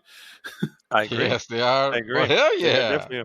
So, yeah. I love that your comfort food is junk food, sir. I love that. Absolutely. I love how your comfort works. Let me just say that. Yes. And my wife cooking. Sounds very comfortable for me. Definitely. Yeah, I agree. Cooking that is absolutely delicious. Nice. All right, sir. The second question that I had asked was simple. When quarantine is finally over, where is it that you will rush to first when you get a chance to go out? Back to my PS4. Okay. That says it all. You go. All right. I just want to clear up that this quarantine did not change my lifestyle at all, except that I'm not working at the casino. And that I'm working at Walmart now. Other than that, my life hasn't changed. I just spend most of my time at home. There you go. Oh, okay. So you're a homebody. I am definitely a homebody. It's funny because I honestly I was saying the same. I think I guess I told earlier in the podcast that my sister posted something like this, but it was on the lines of I consider myself a homebody, but since quarantine I realized shit, I do go out every so often. You know what I mean? And I He's feel taking like the I'm fun missing. out of being a homebody. Yeah. I feel like I'm missing out on going out to a couple. And I don't do clubs. I don't do any of that bullshit. But I do love going out to restaurants and just trying new shit and just going out to a fucking a craft beer distillery and just spending the evening just trying Yeah. out the new beers and shit. That's the little thing. That's the shit that I like to go out to. And I feel like it's been a while since we've been able to do that, and it kind of bums me out. No, So I Jinya am was my place. a homebody through and through. Oh, I hear you. sir, I hear you. I expect to change that a little bit in your future, but Oh, before we get to that, we are going to get into our hot topic of the week. Hot topic, guys, as we mentioned earlier, is our Final Fantasy VII Remake full impression. yes. Yes, we are. The time has Yes. come. Yes. Before we jump into that, I do want to just kind of, dig into your guys' brain a little bit and go thinking of Final Fantasy VII, the original PlayStation OG release from 1997. Uh, uh, Tell me a little bit about your history with it. We'll start with Mr. Dream Twister. As far as your relationship with that game, what was it like? Was it a big deal for you? Did you stumble upon it a little bit after it was released? Uh, any of those things. Honestly, Final Fantasy Seven, it kind of caught me, if I'm remembering correctly.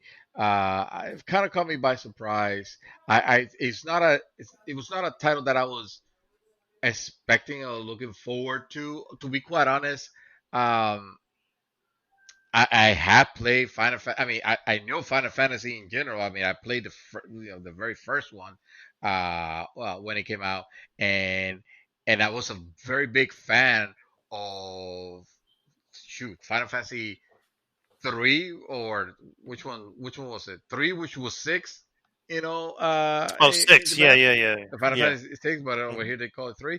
I was a huge fan. So I'm surprised that, and I think it might have been the fact that it was the change of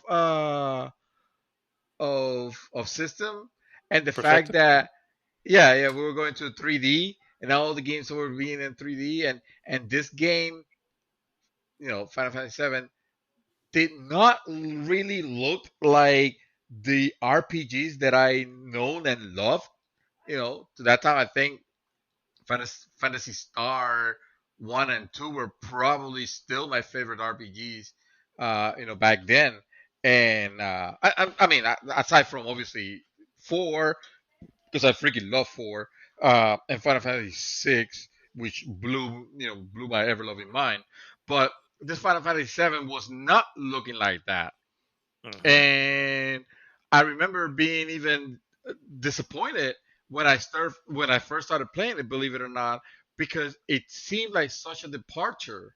Because I like my open world, uh, where I didn't have to play a bunch of hours to then get to the overworld. I You could just start from the beginning, go from different towns and whatnot. And and I remember specifically really disliking the music. The music, not the music, the music, the battle music. There you go, the battle Hmm. music. Up to that point, all the battle music of Final Fantasies were known for starting in a very particular way. They always started with the and then it Oh, went from yeah, that's there. the original. Remember? Yeah. It Hmm. all started like that. Here's this one, being all like 3D, and with this horrible looking, spiky looking dude, very low poly graphics, and changing the tone of the whole Final Fantasy. It did not make a first good impression, but I pressed on. I pressed on, and that as I played, I realized that I could love this thing for what it was, not for what wasn't. And I remember when I finished that game, it actually like it made a huge impact on me because it was of memory the only game that made me cry at one point, and the only game that made me feel super inspired. At another point, uh, uh, which is when you get the airship, basically. Oh yeah, Where suddenly you're flying all the over high the wind. overworld. No, yeah, when you get the highway, you get to see that overworld that you were walking on, which was what I wanted. I wanted my overworld, and he gave it to me. At some point, the game stopped being just a 3D particular areas, and it was just suddenly open for me. So he gave me what I wanted at the end of it, and I just freaking loved everything after that, and I fell in love with it. I still consider Final Fantasy VI my particular favorite because again that game is unreal, and if there ever should make an actual remake, proper remake in the future, Square Enix. You should look back at this particular, at your back catalog, as Capcom is doing with the Resident Evil series. You should really look at Final Fantasy VI. Honestly, I agree I because can I've never agree. played 6. What's that? I have played 6, and I can definitely agree. The story is, I think, I think the game itself, if they were to have released Final Fantasy VI in the same way Final Fantasy VII was, Final Fantasy VII being the follow up to Final Fantasy VI would actually have been worse. Like, it would not have been accepted as well. And because Final Fantasy VI is pretty legendary, Yeah, but I've it's heard. also, I've yeah, always heard it's, that about it. I've never played it. I never had the chance. yeah, yeah. Mr. Chaos, your thoughts on the original Final Fantasy VII? Well, I didn't own the original PlayStation until much later when they released the PS1 version of the console, which was like the small version. Oh, the little one, yeah. And yeah, and it was a friend of my mom's that had the game. This is before even I had a PS1. He would bring over his PlayStation and like and all his games because he was a doctor and he wasn't really playing it. And it caught my eye. I wasn't huge on RPGs. I had played them. I think one of my first, if not my first RPG was Super Mario RPG. Nice. Yes. So, Actually, I have to agree. Same for me. So up until that point, I had never heard of Final Fantasy. I had never played a Final Fantasy before. So, I see Final Fantasy 7, like, okay, the cover looks pretty cool, and what I read in the back, and like, all right, it looks pretty nice, whatever. But so I pop it in, and I enjoyed it at first. I stuck with it. I like the characters. I love the setting. This steampunkish, setting that they had mixed with the magic and swords and whatnot. Which, I mean, ever since then, I'm pretty sure a lot of games have done it. But at that point, how many other games did you have like a gun next to a swordsman? Especially a guy with a gun grafted to his arm next to a guy with a giant sword. And like, okay, I can dig this. So once I really got into it, I fell in love with this game. The characters, the world, and all its little secrets. Eventually, I finished the game probably like around 8 times from beginning to end. Wow. Right. I think only on one of those files that I really like did everything, right? Because the other time was just to go through the story again because I loved it that much. I didn't cry in this game, but it did make me sad. I'm pretty sure that's gonna change with this version. Possibly. Come on, you big softy. Admit it. No. Believe me, as a kid, I was very averse to crying to anything. Right. Now I just don't give a fuck. So it is what it is. I cried with Spider-Man, so Let the tears out. I Let do, them man. I flow. do. I don't hold them back. I don't care. Like shit, let it go, man. Let it go. Let it go. Oh, sorry. did you really? Did you really? Sir, you started. No, I did not. I did not start singing. Anyways, so that was my entry to Final Fantasy, and I didn't play 6 or 5 or 4. I don't remember playing 3, but eventually I did play Final Fantasy 1 and 2 when they got re-released for the Game Boy SP and then later on for the PSP. And I did play 8 and 9. Eventually I played 9 because I really didn't care for it. I didn't care for the style of the characters, but it's still a good game. Oh, God damn it. You freaking... You guys and your prejudices. Listen, I eventually played it, all right? It's not my favorite in any kind of way. It does have some really epic... That's not the point of this hot topic. It's still... Fair enough. It's still... Yeah, it's still... I'm not saying it's bad in any way, all right? It's a great game, but it's just not... Moving on. Good God. Yes, please. My original entry into Final Fantasy VII. I'm not sure if I mentioned this on the podcast before, but if I did, so be it. I didn't own a PlayStation, and I actually only had the Nintendo 64. Played a lot of their games, and I had my man. Thank you. My it's not really my nephew, but it was my anyway. My baby's mama's cousin, I guess. I don't know I'm not even sure where he fell into, but the point is, you could have just left it a nephew. That was way too complicated. I know, but he's not really that. So it's like, anyway, he had a PlayStation. He ended up getting the game. His uncle and I and him played this game non-stop. We played it in shifts, literally in shifts. It was probably for a good week to week and a half or something like that. I'd go to work. They'd be playing, one be playing, whatever, and then someone would take over. I'd come home.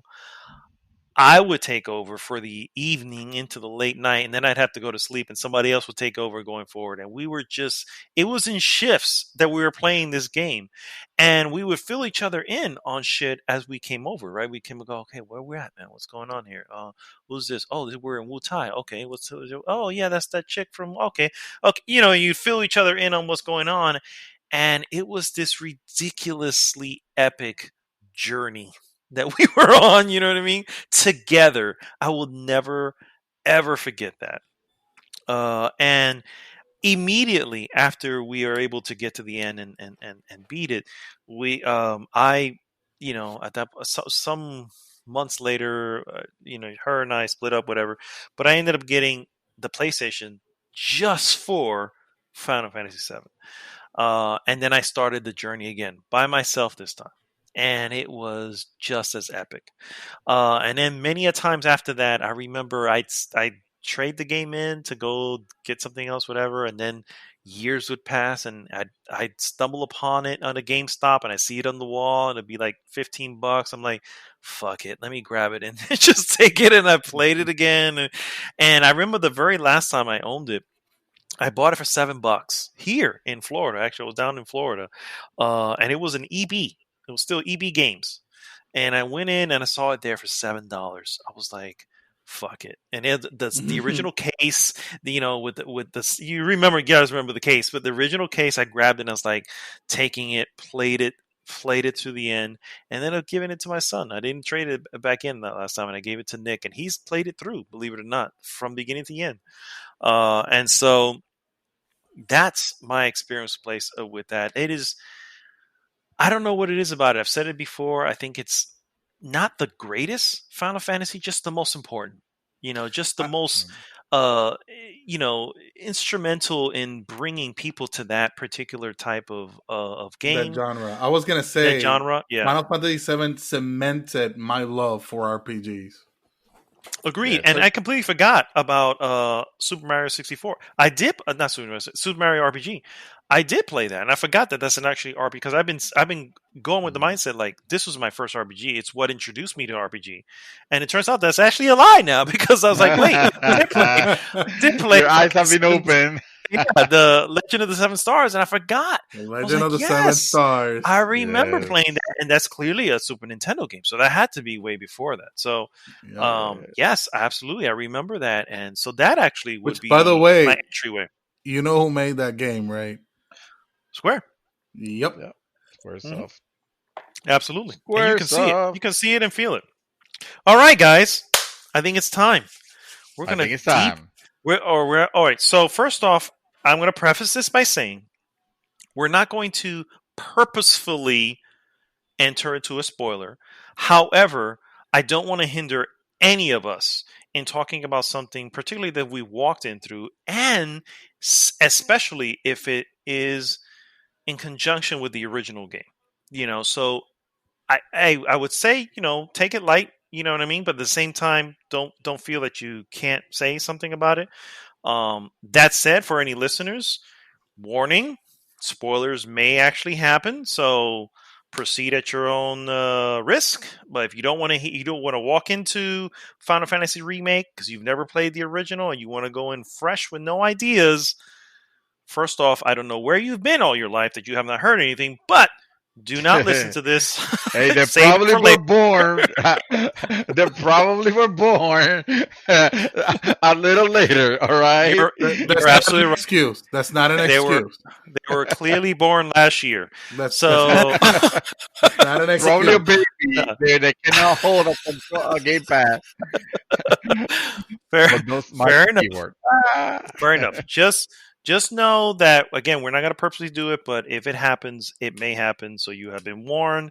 Going from now, we are now into into a much more open space, guys. Your impressions of Final Fantasy VII Remake. I will throw it right back to Dream Twister. We'll keep it in the same order, sir. Talk to me. All right. So as you guys know, I was from announcement. I was very happy, but I was also very skeptical of Square Enix being able to pull this off. And I say this because having played the last few uh, entries in the Final Fantasy series, especially almost pretty much everything after 9 with the exception of the MMOs and 12, they have not particularly been fantastic. Let's say. I know there's some fans of So you're pointing 15. at 10, 13, and 15. Pretty much. You know what? I didn't say it. I didn't want to say it. I didn't want to say it. I just want to be clear. It would be unfair for the MMOs because the MMO they're such. First of all, I super duper love my experience with Final Fantasy 11, and I realized that Final Fantasy 14 is a fantastic MMO. There's no doubt. So I know that on those two they hit out of the park. Can you believe there's still people that play Final Fantasy 11 to this day? My God! Really? I thought they shut down the servers. Nope, no, it's still alive. No, probably I heard it's still going. Yeah. Yeah, and they're still paying for it too, which is crazy. Anyway, especially with Final Speaks Fantasy volumes. 14 now. Yeah, it does definitely. But in the moment they started showing, screenshots and stuff, I'm like, well, that's cool. But then they showed the gameplay, and I saw that action, and it just reminds me of, oh shit, no, this is just gonna be, this is Kingdom Hearts cross Final Fantasy 15, and I did not like that idea. I did not like that idea because what was it? There was a Final Fantasy game that was supposed to be a spin-off of Final Fantasy 13 or whatever that whole universe was. The Fabula Crystallis was the universe. The universe. The Fabula Crystallis. I remember now. It ended up being released as something else. Final Fantasy Versus 13 or something like that. Who knows? Who cares? The thing is, the gameplay on that was awful, and what I was seeing Final Fantasy 15 looking like was that. So I was worried. I was definitely worried. Um, and that I was going to be very disappointed. Uh, Even with the most recent videos, still I was okay. Let's just wait. Let me temper my excitement because I'm starting to get excited because I do like what I'm seeing. But this is Square Enix and they have fucked it up. I mean, Mad Dog, I think you remember how excited at some point. Even you might not remember this, but I do clearly remember. At some point, Final Fantasy 15 was in your radar, even if it was It very was. early when it was announced. Yeah, it Oh was. yeah, It absolutely definitely. was. Yeah. Yeah. Yeah. And Agreed. then it was like whatever, Never because you touched it. saw what Yep. it, yeah, you saw Never what it played. became, Yep. saw what it was. Yep. So Yep. that's why I was a little bit confirmed. But I am here to say that after playing a good 35 hours in it and being very close to what will be considered a point of no return, and I would say that I have been nothing but wholeheartedly impressed with what Square Enix have done here. Obviously, they knew that they could not fuck this up, and they were definitely very uh, how you how you say they were intentional in making sure that every aspect of this game was gonna be nothing but impressive. They were not gonna have half-ass anything, and they didn't. This is one of the most beautiful and stable games that I've played. This game has not crashed on me a single time, nor that have I encountered any bugs whatsoever. Your Agreed. mileage may vary, but I have not seen anything that looks weird. There haven't been anything that have bugged on me. Uh, Dude, it has been flawless, and that's kind of shocking because I have my PlayStation 3 with a UPS as to never turn it off. I mean, put it to sleep, yes, but the game still the game's still awake in the same state. I'm not Hmm. rebooting the PlayStation. So and Yeah. and usually, you know, you have more chances of your game crashing when you have, when you're playing it like that. And this game has been super rock solid. Not to mention the frame rate has never dropped to any visible level of uh, of visual, disruption in any way, bro. Anyway, this game so far has been running flawlessly and has been showing and has given me the feels that I had when I played the original game, and I thought that was never going to happen, especially because I know the story of this game. Now, remember, I have I don't remember everything. I don't remember everything. To be honest with you, I don't remember everything of it. But I still love rediscovering that stuff. That's a good word for it, right? Rediscovering. Rediscovering. Yeah, that's Yeah, perfect. That's a yeah, perfect yeah, yeah. display. It's funny because and I'm gonna throw it over to you, Chaos. I just want to chime in and go. It's amazing how much I do remember.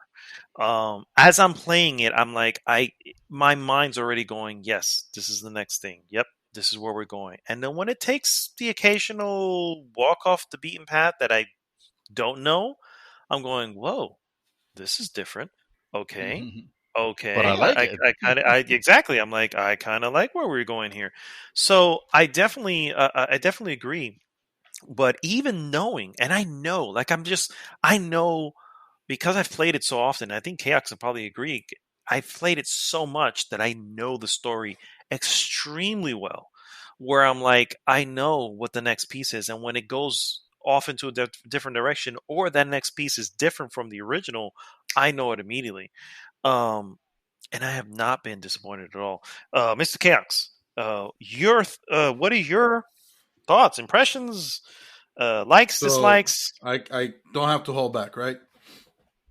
No, No, not at throw all. the punches. Um, It's the worst game I've ever I was played. 0 I out of was 10. I was definitely Man. skeptical when they announced that. I wasn't skeptical. I was afraid. I was very afraid that they were going to screw the pooch and deliver me something that would not live up to the original. Now, the game being episodic as it is, it may not be ideal, and I agree that it's definitely not ideal, but what they have delivered, what I have played so far, which by the way, I'm up to the very beginning of chapter 10 of the game, which is which is right after the Don Corneo, which by the way, my entire life I thought it was Don Corneo. Me too. No, me too. I'm not gonna lie, me too. When they say Until Don they Corneo, said it, I was like, that sounds weird. that sounds way too pretentious. Yeah, that's like saying Target instead of Target. yeah, I'm like, oh, it's fucking I thought it Tornado. was- Okay. yeah. You know, I was kind of like, oh, this is Don Corneo's whatever. And I'm like, wait, it's pronounced Corneo? What about Corneo? Anyways, Dr. Cornea. I just playing the demo that they released, that very first beginning, that first reactor that you play through, Oh, yes. was super nostalgic, and you going through the whole part, like as I'm seeing it, like this is what that pre-rendered background looked like exactly. Like even the scale of it felt like exactly the same, except that now I'm seeing it from this third person perspective, and superly highly detailed, except some things here and there, because I have found some textures that look like shit. Yeah, I can definitely agree with that. Yeah, I can definitely agree with that. Yeah, But you're right. Specifically, They have for some reason, doors are not optimized. For some reason, I'm not sure why. And in one of the shops, in one of the weapon shops, I think it might have been the one in Walmart. There's this big machine gun off to the right that, again, the textures are just not there. Well, you see, I think they're it's still fine because they're prioritizing the frame rate over fidelity, and I've always been an advocate for that.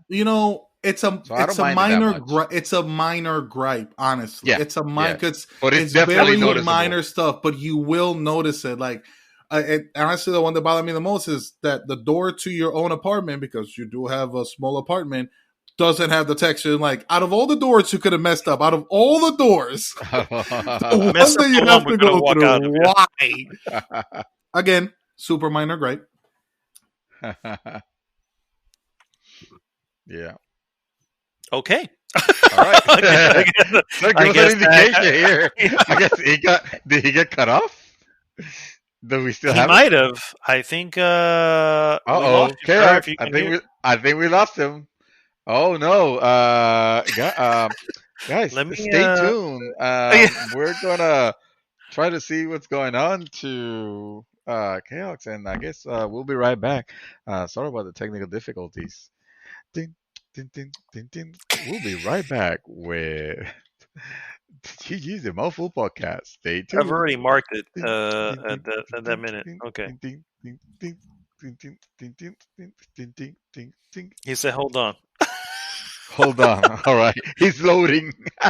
He is loading. Yeah. Chaos Reaper is loading. Stand by for Chaos Reaper. Ding. Ding, ding, ding, ding, ding, ding, ding, I'm gonna mark it when he comes back. Ding, ding, ding, ding, ding, ding. Oh, this is where you add the Final Fantasy music. The footnotes. No. Do you think it's inappropriate for me to go run and grab a beer? Hey, we might as well. We're live, but fuck it. Grab a beer. You know what? Don't edit any of it because this is entertaining. I'll keep it going. Go ahead. So guys, so Final Fantasy VII. So okay, here's the fact. Hello. It's never gonna be Final Fantasy 9. All right. Uh, But no, sorry. Oh, So he's back. Yeah. we're back. disconnected, so I'm using the one on the headset. Yeah, I kind of Oh touched it with shit. my Okay. thigh, Okay. and All now right. it Well. doesn't want to respond, and I can't go to the settings in Zencaster because we're recording, I guess. Yep, So, that is You were. true. wow. Okay. That's absolutely true. Am I really? You were sounding good though. You're still sounding great. Okay. So Yeah, that you was are. weird. You're starting Sorry good. about All that. right. I was so So, excited in the middle of my conversation there. What is the last thing you heard?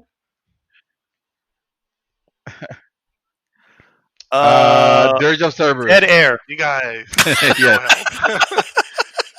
Okay, I was talking about the nostalgia. All right, so going through the Sector 7 slums, The There you nostalgia. again, go. and watching all the little pathways and seeing like so many residents, because there are a lot of people, a lot of NPCs in this game that you don't necessarily interact with, but they are there. You overhear the conversations, and it's honestly it's kind of distracting because I keep looking off to the side to see if they say anything interesting.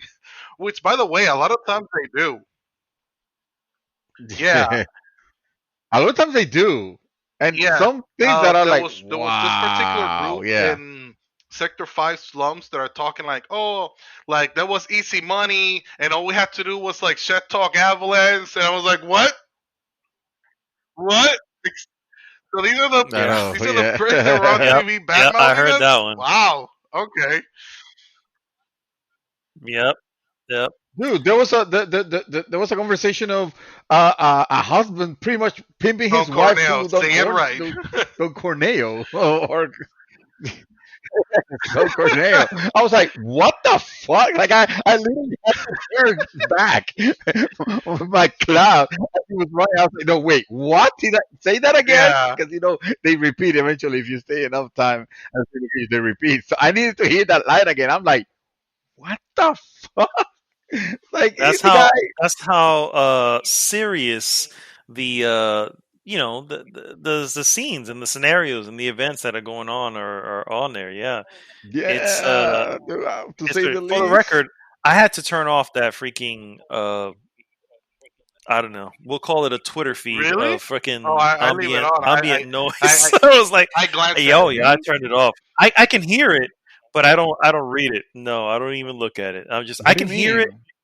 Well, I turn it off in the sense that I don't see Right, you the don't see the the subtitles. conversations of the NPCs as you're walking by. Oh, So you there's can okay, hear it. yeah, yeah. Right, Yeah, right, right, so right. I have it set so that I can hear it, and I do listen, and have heard everything you guys said, but I've not. I was like, no, That's this is too interesting distracting. because I also did a HUD modification, if you will. I mean, it's not a modification. Basically, what I did to enhance the cinematic of it, I guess, was take away the names of the people that are talking. Like Hmm. it gives Wait, me the you have to subtitles, guess who's talking? but it also shows you. No, well, Yeah, because you have two I'm options. You listening can to take it, off so your I know who's talking. It's yeah. like regular subtitles. It You has don't. two options basically. You can take off the name, you can Uh take huh. off what they're saying, or you can take off both. Right. I don't know who would leave just the name and not what they're That saying. doesn't I don't know how happen. No, anybody no, no. would That care for doesn't that. happen. No. Yeah, That's not an So option. that's not an Yeah. option. Oh, okay, so okay, No, no, okay. no, There let you me go. tell you, no. the second the second that was super That weird. would be hilarious, though. It would be like Cloud, It would and be. then just nothing. Just Cloud. okay. So Cloud is talking. Great. Um, when I got to Eris's house and that music played, it hit Uh, me Uh, in all of the feels. Like the nostalgia just came like a fucking freight train, and it hit me because when I played the original game, after that fateful moment, that by the way, the game basically gives you, it's a premonition in the game, but it's a flashback to us, right? I mhm. right. went back. I went back to her house. I went back to the church. I went back to the playground. And but by the way, you do see an image of her in the playground and in the church if you go late game in the original, obviously. And it was like I would just Mm. spend time in the house just to hear the music. Cause God damn, I'm talking on the original. Here, when I heard it, it was just feeling that all over again. See, what did I tell you? I told you, It's Mad the Dog. It's the same same feeling. feeling. It's Oh my just, god! even though you have lived it already, it still feels like it's Now, the first time, which is what I crazy do that they appreciate managed to and do So hit that. it, yeah. I hate at the same time is the treatment that the Avalanche members have gotten, which has been nothing short of incredible. I love I because I've always, even the original, I always liked Jessie, right? She was always a cool character, and here she's absolutely Yes. adorable. But I know what's gonna happen. Yeah. And in the original game, it was Mm. impactful to a Yeah. point, but it wasn't something that you were particularly sad about because you barely spent any time with them. Here, they dig into their story so Mm-hmm. much. Like, what is it? Biggs was part of the orphanage in Sector 5, which he does get mentioned. Mm-hmm. You go through the whole story with Jessie and her parents and everything, and her interaction with Cloud are hilarious. She is one thirsty girl, let me Yes. tell you. Although, although they do, yeah. Who? Yeah. Oh God. Who? Jesse, Jesse? Oh, yeah. Oh she wants some Thirsty as fuck. cloud, like seriously. Yes. And no, this is it's not to just be how in it's any way portrayed. whatever against women. Yeah. It's just she's clearly So, well, I very mean, attracted so to him. far, Yeah, yeah, yeah. every Yeah. woman and every And woman and honest man about it has too. On been top of attracted to Cloud up to this point, anyway. So, I mean, let me tell you, Cloud is a fucking good looking guy. I'm saying. No, way too fucking white. Yeah, nice. It's like that's a no for you. that's gonna Okay, be a all right. no on my part. I give him But a chance. Anyways, no, no. That is so hilarious. I I I know where, like, Wow. I don't know the details of it because it happens in the Pillar Fight, which I'm getting close to. They've already mentioned that like Don Corneo mentions the setup that leads up to that. I have a friend that played through it the other day, and to hear him going through the pain of it, I was like, I know that's gonna be me. I know that it's gonna hurt, and I know that at this point, I know I'm probably gonna cry because the details in this game and all the cinematics that you remember are just so much better, and like they've expanded on it so much. The boss fights, so far, the boss fights are tremendous. This game is challenging. Great. Oh, and you said you're at I know. 10, and I already know what's coming. I'm just like, oh, they Yeah, but just the get thing is, good. I They already really, power really leveled. do get good. I power level my way. That's okay. Well, I hey, do power you level that's and my your power way to leveling? level 50. that's What? Okay, That's that's nice. yeah. that's I a was what? gonna No, no. I say. want to hear your opinion. That's a Oh, what? go ahead. I'm sorry. I don't mean to interrupt you. That one of the things that I like about this game is that that's really not necessary. You don't need to it doesn't really requires you to grind like you had to grind in seven for some parts and the original. I Oh, mean, you had to grind. Yeah, uh, absolutely. and yeah, and on this one so far, the good thing that it does is that the normal cadence of the story and where the places that it takes you and the encounters that you have, for better or worse, they keep you at a level that you are, that you could actually I don't know. I confront would beg whatever's to ahead. differ, but You don't need to spend this hours is on a how I've particular always place. played my games, though. Like, if I can grind, I will grind Yeah. until Fair the enough. the fights don't give me enough XP to satisfy my grinding. Like, if I have to spend an hour to level up once, I'm done with it. It didn't really happen in this game, though. Where I grinded, you can do it so fast that it did took me a few hours to get from level 20 that I was to level 50, but I did it in a pretty fast way. Um, so honestly, I'm not Mm-hmm. worried about any boss fights from here on. I'm not worried about any fights probably until the end of the game.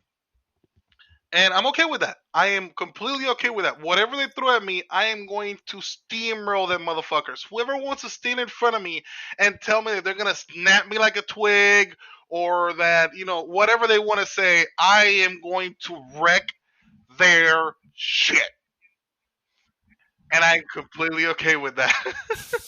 So Oh, dude, se jodió Rino. everybody's gonna get wrecked. There's no Yeah, so, because I also leveled up a so lot of my That's materials. By great. the way, I already I have wanted to. like Firaga. I have like two level 3 fires. I have like two level 3 ice, two level 3 lightnings, a whole bunch of different shit. I think I have like three level 4 heals, cure materials. Yeah, because while I was Mm-hmm. grinding for levels, I Mm. was also leveling up the material. It happened.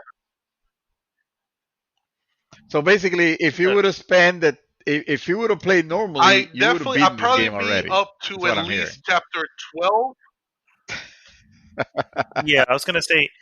I think he would be close to Yes. where we're at the moment, just based on Yeah, time. And I kind of know yeah. where he was, where is it that he was grinding, and it's not, it's not grindy, right? In the sense of you can actually get through it actually fairly quickly if you It, consider the fact that he's it at got to a level point cap, that which is that I at spent 50. like Yeah. So, it was more than that because of how the menus work, plus the loading screens. But the fights, the game measured 15 seconds. there you go. So I wanted to ask about what do you guys think about because this game obviously is very high fidelity, uh, minus the Some low res textures, not areas, but really. I don't think It's I not think really they a do whole a lot of very good textures, job. mind you. They're very, very spread out. Like Right. you have, other than the door to your apartment, you kind of have to pay attention to see where they're at. At least to me, no, No, no, all no. Yeah. doors. There's I some Well, guarantee doors you, you're going to that look at are every door actually going pretty well forward, textured and because I've they're seen all them. pretty bad. well, I bet that, and I bet they have been. They're probably in selected areas where the team, the development team might have noticed an unnecessary frame drop, and again they weighing in, what's more important here, and they seem to always favor frame rate, which thank you developers for doing that, because this game is very well optimized, and you did the right thing. But I see what you're saying. When the game is so high fidelity on other areas, those weird doors or those weird textures are going to be noticeable. Yeah, they're definitely going to stand out. uh, I was thinking more of the traversal a little bit, because it almost, when you have that level of control, I almost wish like the traversal was a little bit more dynamic. For example, and this might be a case of be careful what you wish for, right? So I'm not saying the game is bad because it doesn't have this. As a matter of fact, I think the game handles it very well. Where if it's an area that you meant to jump over, for example, there is an active Oh, thing that tells you, hey, okay. you can jump here or you can interact there, Go um ahead, go ahead. but Yeah. hold on. The thing that I at one point was hoping for was almost like, well, my character can't jump, over these areas freely, or there's an Yeah. invisible wall here, really, Yeah. Very annoying. uh it was stuff like that It's didn't those things where hinder it's like, anything, but correct. There's yeah. certain. It's funny because there's certain barriers that you can just like walk right through, and they kind of just fall apart. I'm like, oh, okay, I can get Mhm. past here. And then you have other barriers where it looks similar but not exactly the same, and it's Listen, just this invisible wall. Yeah. There are definitely some shortcomings. I think we've mentioned it before when it comes to some of the when it comes to the technical side, yes, that's an issue. It bothers me sometimes where I'm running and suddenly he starts to walk, and clearly I'm starting to move into a section where I guess it's going to talk about something, but it forces me to walk, and I'm like, can we? You know, it's little things. I was about to bring that up next. Yes, they're so freaking. I'm like, they should definitely be, and I'll agree with Dream Twister here 100%. They have done an amazing job when it comes to optimizing this game. So I am not in any way saying, guys, you should have fucking fixed this. I'm like, look, you guys brought a game that I was at some point sure is not coming out in this generation because there's just no way that this is going to work on this generation. And not only does it work, it works beautifully. The honor agreed. I'm not even on a Pro. I'm on a regular PlayStation 4, and it works ridiculously well. The battle is. I love fighting in this game. The battles. They nailed it, which was my concern. Correct. They literally. One of my utmost favorite moments is when I'm stringing together abilities, like I was telling. I don't know if I said this on the air. Maybe this was off the air, but I string together abilities in a fight. You know, I load up a Braver for Cloud, and then move on to a shot from Barrett, and then finish with one of the moves from Tifa, and Tifa's just loading up, ready to go, and Braver hasn't even started yet. You know what I'm saying? And then it just flashes, and it's like destruction happening. Is like so beautiful to watch. The limit breaks are great, although I have complaints about how the limit breaks work because you can't pocket them anymore like you could before. But I get it at the same time. It was a decision made. It's fine. It is what it is. Now that I know, fuck it. I have a limit break. This lonely little, soldier is gonna get fucked up. Yeah, I'm like, get wrecked. So be it. You know what I mean? It's like it is what it is. So that once you get it, you get it. And Tifa.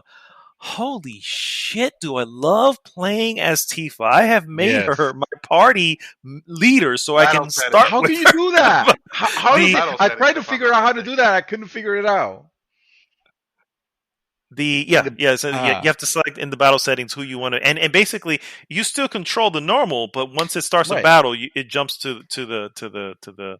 That's what I want to do. I am fucking fixing it. She is so much fun to play as. She has some of the best abilities. I love playing as her. Barrett, not so much, but I still use him the way you would I like Barrett. use it. I like using Barrett also when I just want to relax on the back, from the back and from range and just wreck people with his strong attack. But I really like the fact that every character has a very different method of using them. Aerith, for example, you don't want to get her close, except that I was able to steal a weapon for her from a regular mob. It was not even a boss fight or anything like that, and I got, or maybe it was like a mini boss, who knows.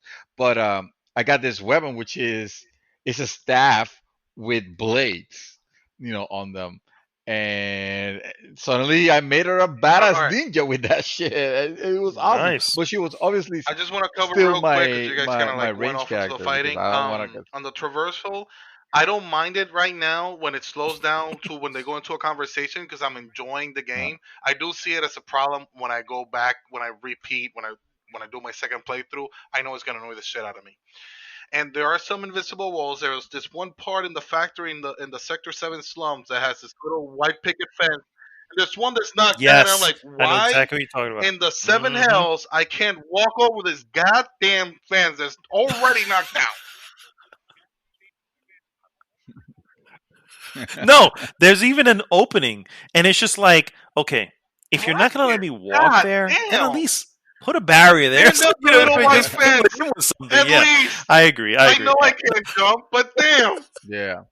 I know. Then I can accept okay, Right, clearly I'm not right. supposed to go in that And I direction. absolutely hate it when the character keeps stopping me like, oh, it's not that way. Listen, man, there could be a materia down this goddamn tunnel, and I need to find out. Oh And it will no, return you back. Yeah. Yes, I can't stand it when Yeah, it when it pushes gives me you like back a because little it has the warning. little, what is it, the circle of the cross. It's Yeah. like, why are you doing this? And what's worse, I have actually missed stuff because of that, because it's like it won't let me go back now. I'm like, Yeah. motherfucker, what Me the hell, too. And it is what it is. That's a typical. It's not specific to this game. It's it does happen a lot of them, so I can't complain 100%. It's just, again, these are, for me, Yeah. minor gripes. No, I I think mean we some of it are mentioned. legitimate. Like that what you just mentioned about not being, the game suddenly locks you into the next area, and you're like, no, but wait, I need To to go continue, I back. didn't I want to didn't mean continue to yet. put the game to move the game forward to continue. I need to grab that material that was there, but suddenly I can't. I'm blocked. I Yeah, think that's I some find that to be really some, bullshit. but That's bullshit. I don't I think know. At some point, there's that's like a chapter select unnecessary. or some shit that you can go back. I don't know. I don't know. I don't even know how to Yeah, do that. yeah, you can. Oh Yep, well, but you have goddamn. to finish the game By though. then, Yeah, it's already too fucking oh, you late. have to finish the game. Exactly, because it's So exactly you because grind, by you then We're grind really for it'll give. pulling nothing. materia from like 10 True. You're chapters gonna keep ago. on playing. I don't Well, the understand that worst though. part Like, is it'll be another ice material. I'm like, I have 8 of these. Do I need another one? What the hell? I don't even yeah. Now, have 8 my characters. I don't biggest understand why I need gripe all these. concerning the battle system is the goddamn summons. I absolutely hate Okay, The how summons. they work. I mentioned something about explain. that. Right? Yeah. I Yeah, don't explain. even know exactly how they work because in my no, listen, in my grind, it's supposed to That's be me. that if you're getting your ass handed to you, then the thing will come up, like it'll stir and whatever, you can summon it. Okay, that's super weak. Fuck you, Square Enix, for doing this. Why can't I just summon Ifrit whenever? Even if you just make it like once per fight, why can't I just summon Ifrit against this stupid soldier that's just bothering me and I just want to steamroll him? Right? Okay, not just that. I really got lost when I was doing my grinding. I'm already level 45. I'm literally blowing everything up with just fire one. I'm not struggling at all. And at some point the summoning bar comes up. And I'm like, what? Why? Why are you summoning? Why are you staring? Yeah. Because It's like I don't it's need it. it's already preset to come up for a certain thing. That's got to be what it It is, doesn't make sense. because it Oh, doesn't make sense. Sometimes it it's was like, scripted. You're saying it's scripted? I has to be, because I, it's either that or it's randomized. One of the it two, happened too right? It's either consistent scripted or it's on because completely okay, I'm talking randomized. about the Coliseum in Wall Market, right? I was doing the 5 fight, and always in the last fight, Yeah. I don't know if it was every time, but it was pretty consistent. It would come up, and I'm one shotting everything. Mm. Like I'm not even getting touched summoning. What? Yeah. Why are you summoning anything? Yeah, you don't need. Yeah, you don't need it. My Tifa is constantly summoning, and it's like, dude, what the fuck? Either I don't need it, or I don't need you to be the one. I need Oh, my other ones to summon. And for some reason, I see the summon option really? for Because everybody, I but I cannot switched from select it. And It's yeah, no, yeah, I learned what it it's was. yeah. And I'm gonna test it, but it was That's still my annoying because theory. my Tifa is the only one that's ready to do it. like when I got the I Or mean, Shiva she maybe I'm not materia, playing with her a lot. I had the Ifrit on Cloud, the Shiva I was gonna say, on Aerith, yeah. and I was using Cloud and the summoning came up, so I went to Aerith and summoned Shiva. It didn't stop me from doing that. Right. No, no. Yeah. Well. What I think the issue is, and what I think it is that when the summon bar comes up, it's not a summon for a specific summon materia. It's a summon say, hey, you are now able to summon.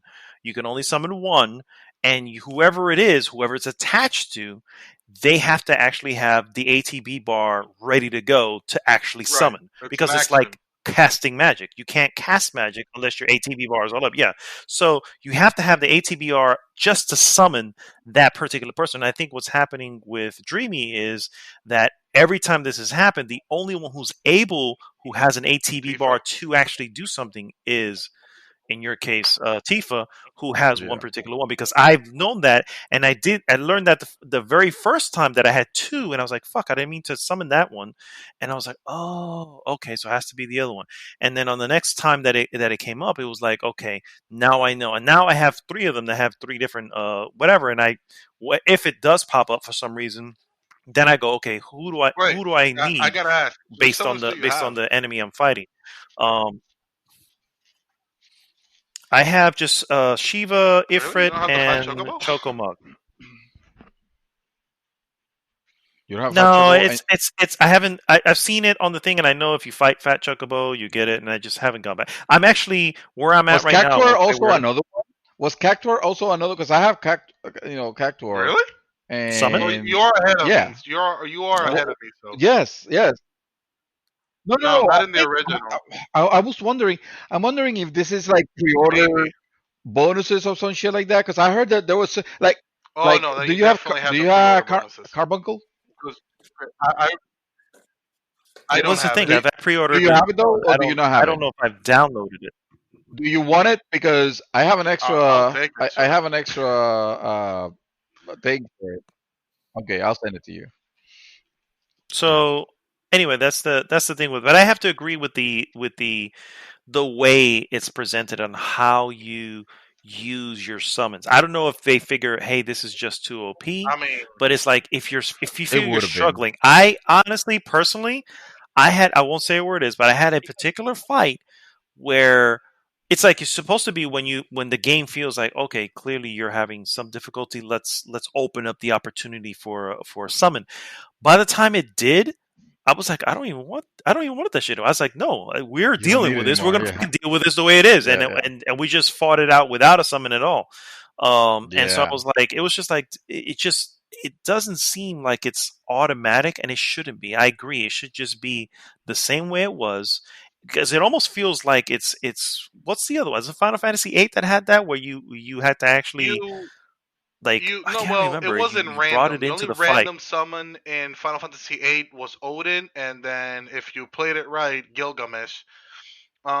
You would actually summon your whichever creature you wanted, and then while it was casting, it would take a while for it to cast, and you had a health bar for the summon, and as long as your summon didn't die, you would cast it. Gotcha. Yes, that's what it was. So it's like some sort of weird way of doing it. And this particular version of it, I 100% agree that it's not. I don't agree with it. I don't agree with the way they did it. I do like the fact that it's a separate slot. Like, it's such a powerful thing. It needs to be its own thing. You know what I mean? You can have 5 or 6 summons. You know what I do like? Because it was a big thing in the original. If let's say I'm using Cloud, right, and I have no ATB on Cloud, but Aerith has one, I can go over there and use a summon skill with Aerith, and then go back to Cloud. I really did like that. I like how they manage that. Yeah, I agree as well. Once the summon is out, it's like all of 3 of you, or however you can control it. As long as you got ATBs on your characters, who cares? Keep spamming the shit out of it. Yeah, I agree. I agree. Yeah. I do like and hate certain. Go ahead, sir. I'm sorry. I think I interrupted you. No. Go ahead. I like and hate some certain things about the battle, and that is, I like it, but I also hate it, and that is, you can easily be interrupted in the middle of a casting of a spell. I hate it because I'm like, motherfucker, I was in the middle of casting Faraga, which costs my character 21 MP. And it's gone. The MP's gone, and the Faraga never went anywhere. You know, it's like, son of a bitch. Yeah, everything is wasted. And at the same time, I'm like, I like it because it adds an element of realism. If you're casting, right, hence the reason they use silence. You're having to say a spell. If you get knocked in the mouth while you're saying the spell is broken, guys. You know what I mean? So I'm like, I hate it, but I get it, and it adds a level of a challenge to it that I had that to really learn to really dodge I dig. and to guard. You oh really? Guard is my problem. I You dodge all can't, the fucking you time, but can't guard, I'm like, just fuck, that's keep right, I can just block. mashing square and win. You can't. You have to learn to dodge. You have to learn to guard, and I appreciate that because it makes you use the tools that are like here. Use them. If you don't, you're gonna have a tough time. I'm gonna tell you. I can't say this because this is spoilery. So anyway, I'll say it in a weird way. It's basically there's a character that I got used to, and at some point they're not in your party anymore for whatever story reason. And I've been developing a manner of fighting with with them in my party, and then they're gone. You're like, and that happens actually. It happens constantly throughout the game where your party changes, and it's I like that. it. I'm saying I like it, but it also added an additional challenge because you're like, fuck, who has this materia? Hold on, I gotta go fucking rearrange my shit. You know what I mean? Yeah. That's a lot. At the same time, that reminds me of the original. I did that shit all the time in the original. Yeah, it does take a lot of material management, and the interface for it's not ideal. It's not terrible, confusing. but it's not ideal either. So it can be. Yeah. Sometimes It can I put get the cursor on get something to pick complicated. something, and I'm on the wrong Go- thing. Like, wait, what? What did I pick? Oh, you here? erase it. Oh, you take it away. Like it has happened to me. One thing I was gonna mention about the battle encounters, and that is that I know a lot of people fucking hate them, but I'm a big fan of random encounters. I'm a big fan of not knowing what's gonna come next and next thing, and dealing with whatever presents itself, right? So obviously this game doesn't have this because the game telegraph. I mean, it literally shows you what monster is there, and that's fine, except that I feel like because it shows you where it is, the particular monsters tend to, or mobs, they tend to be on the same area all the time. So if you needed, if you needed something from a particular monster to steal, let's say to farm or whatever, you knew exactly where to go because they will always be on the exact same spot, and that kind of shit annoys me. And makes it almost makes me wish we had random encounters again, because it's a little bit too not scripted, but it you already know exactly what you're gonna encounter on the next screen. It's like, oh, okay, it adds this is consistency, the spot where and I the appreciate robot is. that. Yeah, but if I don't want that consistency, because I like dealing with the unknown, and if it could also add an element of repetitiveness. And what are random encounters? Just which repetitive is over and over not again. True. I mean, I can personally, I agree. I agree what you're saying, Dreamy. In the sense that I get it. You know, if you're, but I always looked at it as if you have to grind, it's better to grind with the unknown than it is to grind on the same area with the same characters because you know that's all that's going to be there. I agree with you though, in the sense that that is kind of missing. However, personally, I'm done with random encounters. So I'm like, I'm okay with seeing them. Now, if I come back to an area and it's a different group, that's cool. I can definitely deal with that. Like if you at least if it was, but it isn't. Yeah.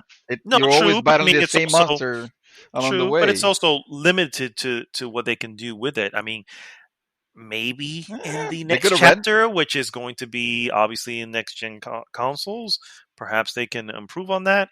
But I see what you're saying though. I see what you're saying. Throw an element, maybe not an element, maybe not an element of not knowing what enemy to you're gonna fight, but maybe what combination of enemies Yeah. that would be nice, or even the enemy types, like fucking do a palette swap, for throw a little bit of I can definitely agree that certain enemy types, like in a group, Yeah. can really fuck you up.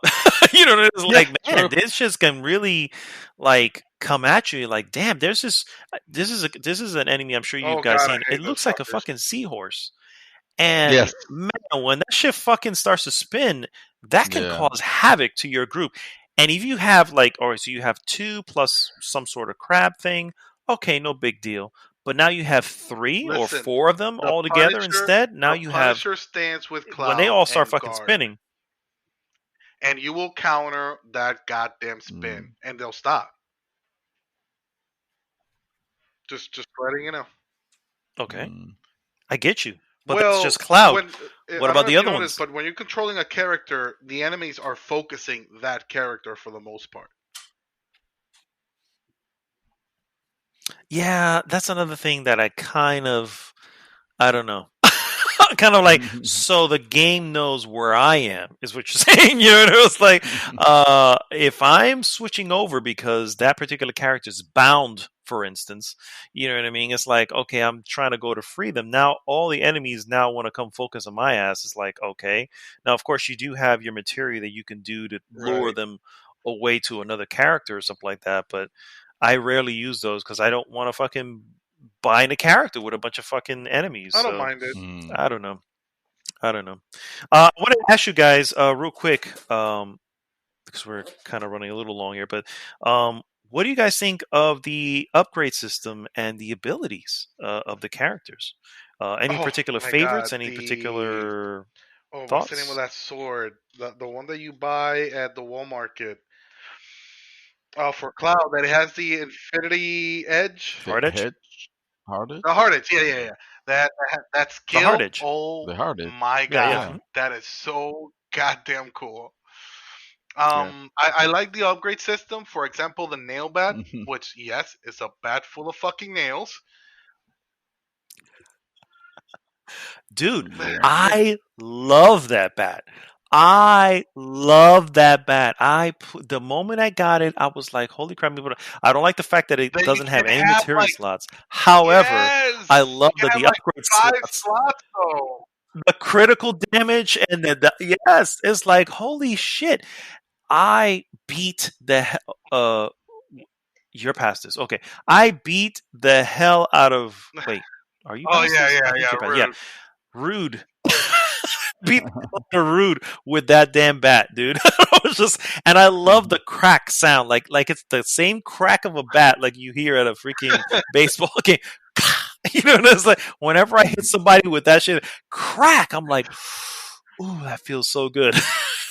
It's so I so have not ridiculous. wore it once. I What? saw a bat with nails, and I was like, "Nope, That I was am from the keeping my original hard too. edge." It was in the original. I remember I that know. being in there. I mean, You Yeah. haven't it used probably it though, was, because but the and I skill is probably pretty did the good. same thing. The disorder skill. Mm-mm. Yeah. Well, now The I skill know. is the reason why I did it.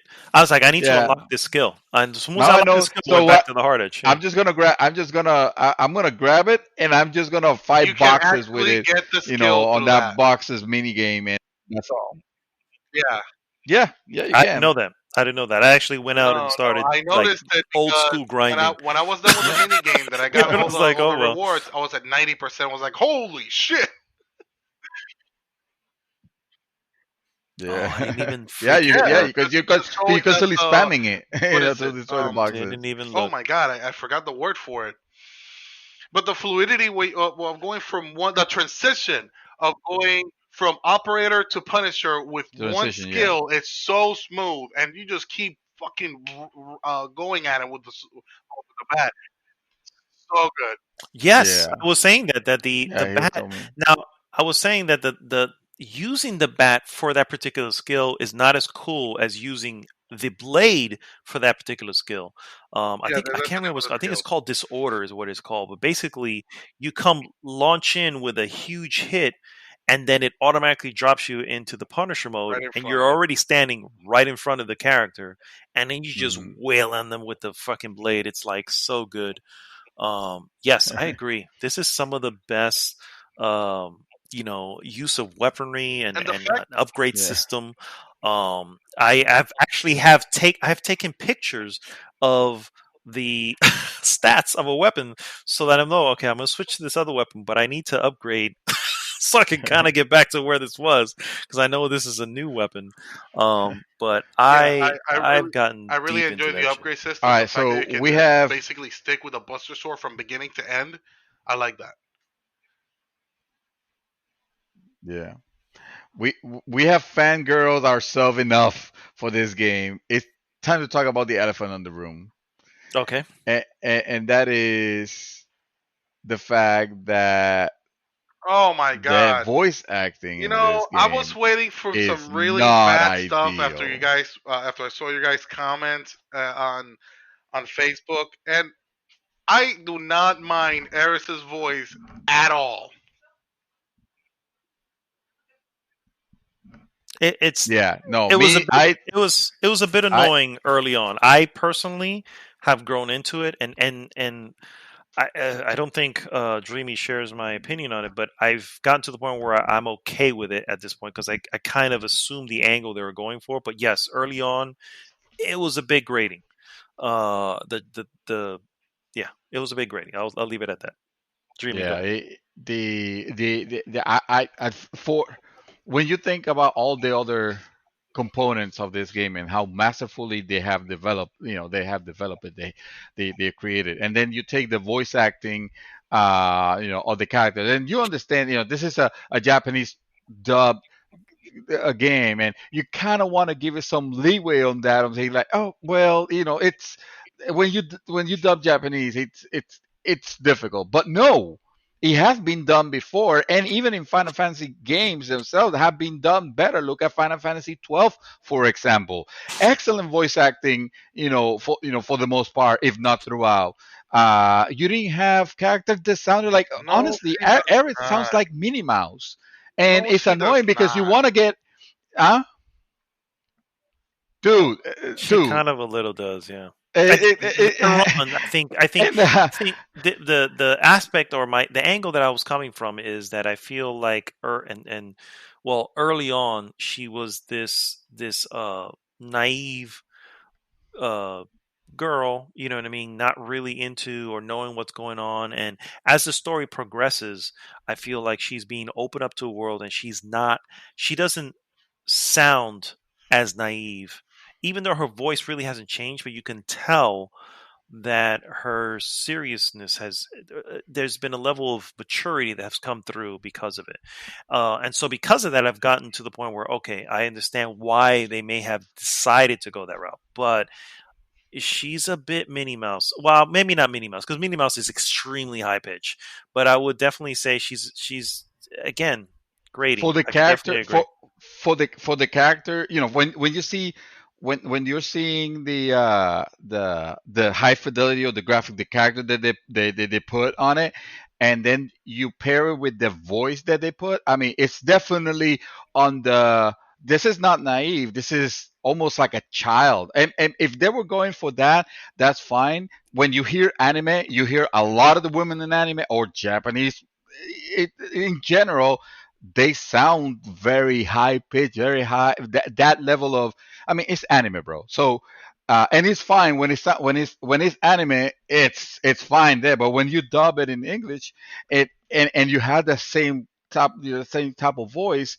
Uh, I'm glad that you guys could get used to it, and that's fine. But to me, I could get used to it the same way that I could get used to a very annoying sound coming, like I would think I'll give you the example of, if I have a ceiling fan that is constantly squeaking, at some point I'm just gonna get numb to that sound.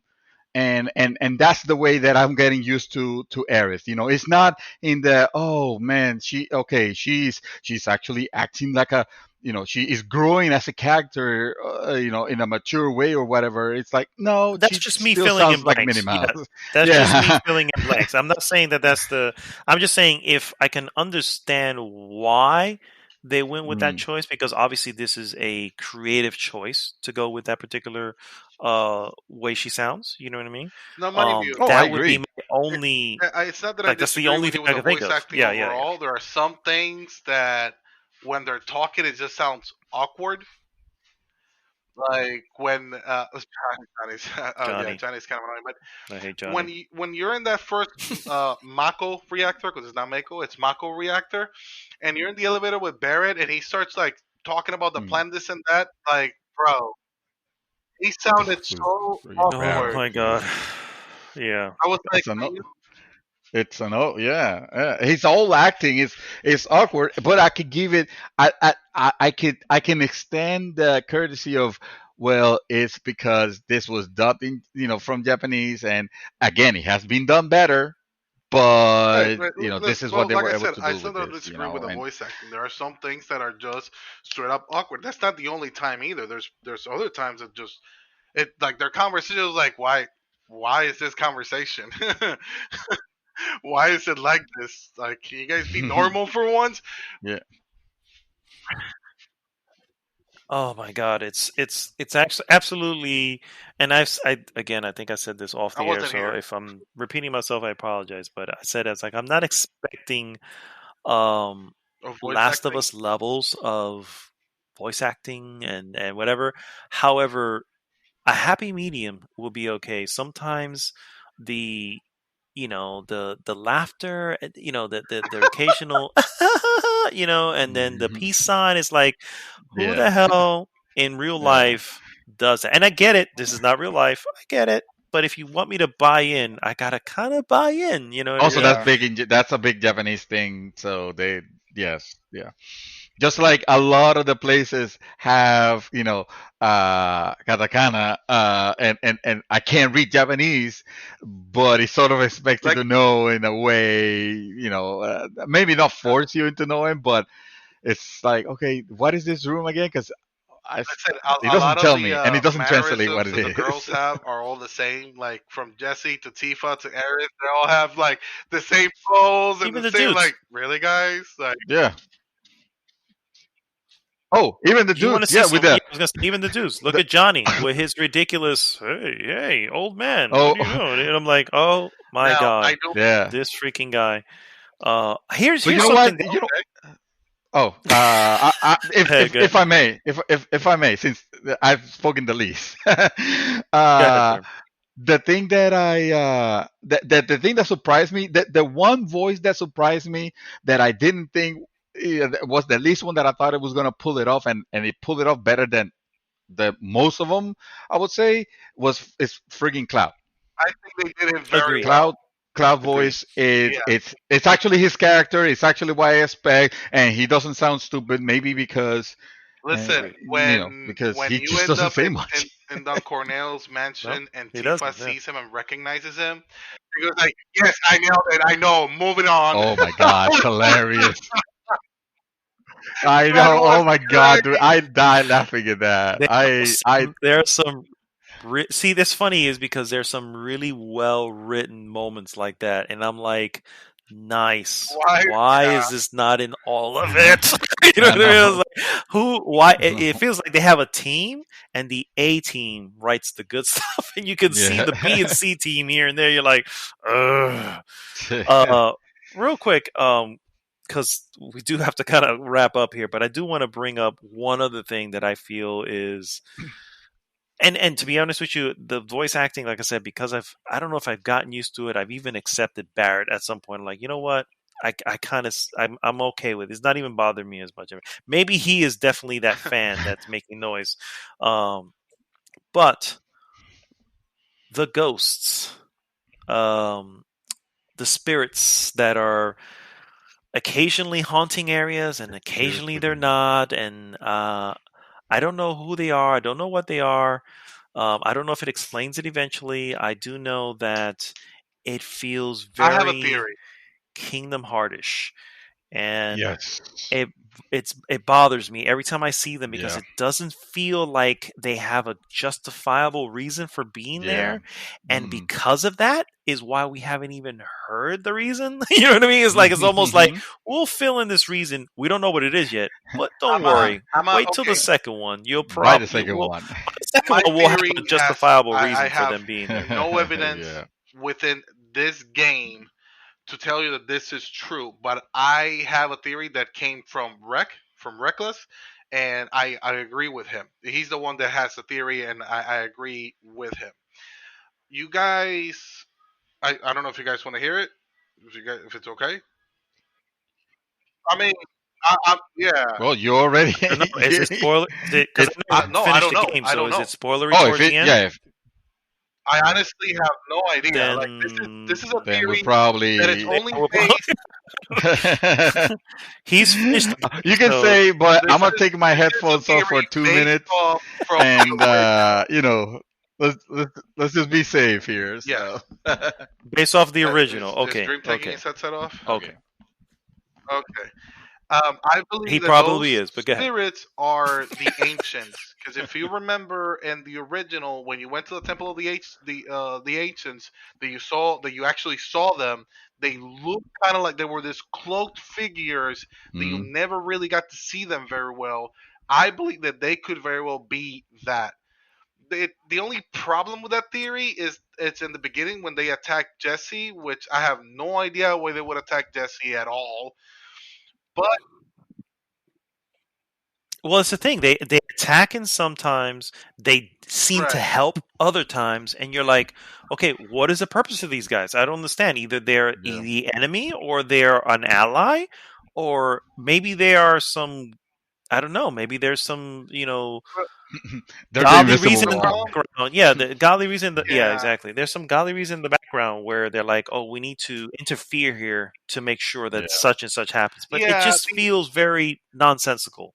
And it's even worse because I'm sorry, but it's even worse of the fact that half the time they acknowledge it, the other half things are happening. They're not even acknowledging that those ghosts are around. I'm like. It feels really stupid. It really, really does. And that's that right there. They can just remove from it, and that right there, it will not. I don't think it will suffer at all, because if you just think about those scenes so far, and I'm only in chapter I just started chapter 14, I think, and I'm up to this point. I'm going. None of the stuff beforehand makes sense. If we were to remove all that, the game would still be the exact same. If anything, it would be better because I wouldn't have to deal with those dumbass scenes. Where the theory falls apart is first off where they attack Jesse, and second that Aerith is kind of like new to them as well, and she doesn't know. Well, she appears to not know what they are, and like if she could have seen them from like all her life, then she would have an idea, especially But I digress. So far, that's our theory, and I kind of agree with it. I don't like the fact. I don't like the fact that they're in. It's a solid theory. They don't bring anything new unless at some point they explain. Give me a solid reason in this game, not in the next one, in this game as to why the hell they're there. They could have, they could have just done away with that. No one seems to know. Like I said, I'm on chapter 14, and no one seems to know what those things are, what their purposes are. And what's worse, like I said, is that they almost gotten used to it. Like they see it, and then like, oh, I guess that's just more ghosts. Like what the fuck? Yeah. That's not normal, guys. What the hell? So, I don't know. All right, guys. Any final thoughts? Other than everybody should be playing this game. That dance with Cloud and Andrea was spectacular. It was so badass. Nothing short. Oh, I was not expecting that. It really was. It came out of left field, kind of like the Ghost, but this was so welcome. This was so good, and to see Cloud dance so well, and I'm like, whoa, I was laughing so much. I laughed so many times because it was just great. I agree. I enjoyed the hell out of it. Dreamy, are you awake? Dreamy. Any last one? I think he's still quarantined himself from the. No, I'm here. I'm here. I was actually thinking, like, well, So much for light spoilers. And we're talking about stuff already, the newest stuff, but nothing. Everybody should be playing this game. I agree. 100%. Play this game. All right, guys. Thank you so much for tuning in. As always, please go to goodgame.rocks. Join the conversation there. And please like, subscribe, and share the podcast with everyone. This is Mad Dog Arnaldo signing off for this week. I want to Mr. Chaos Reaper. Oh no! I will. I in gotta, YouTube. because you know what? I didn't pay like the commands didn't bother me as much, especially when I noticed that they The will prompts. put them in front of you when you actually need to hit it.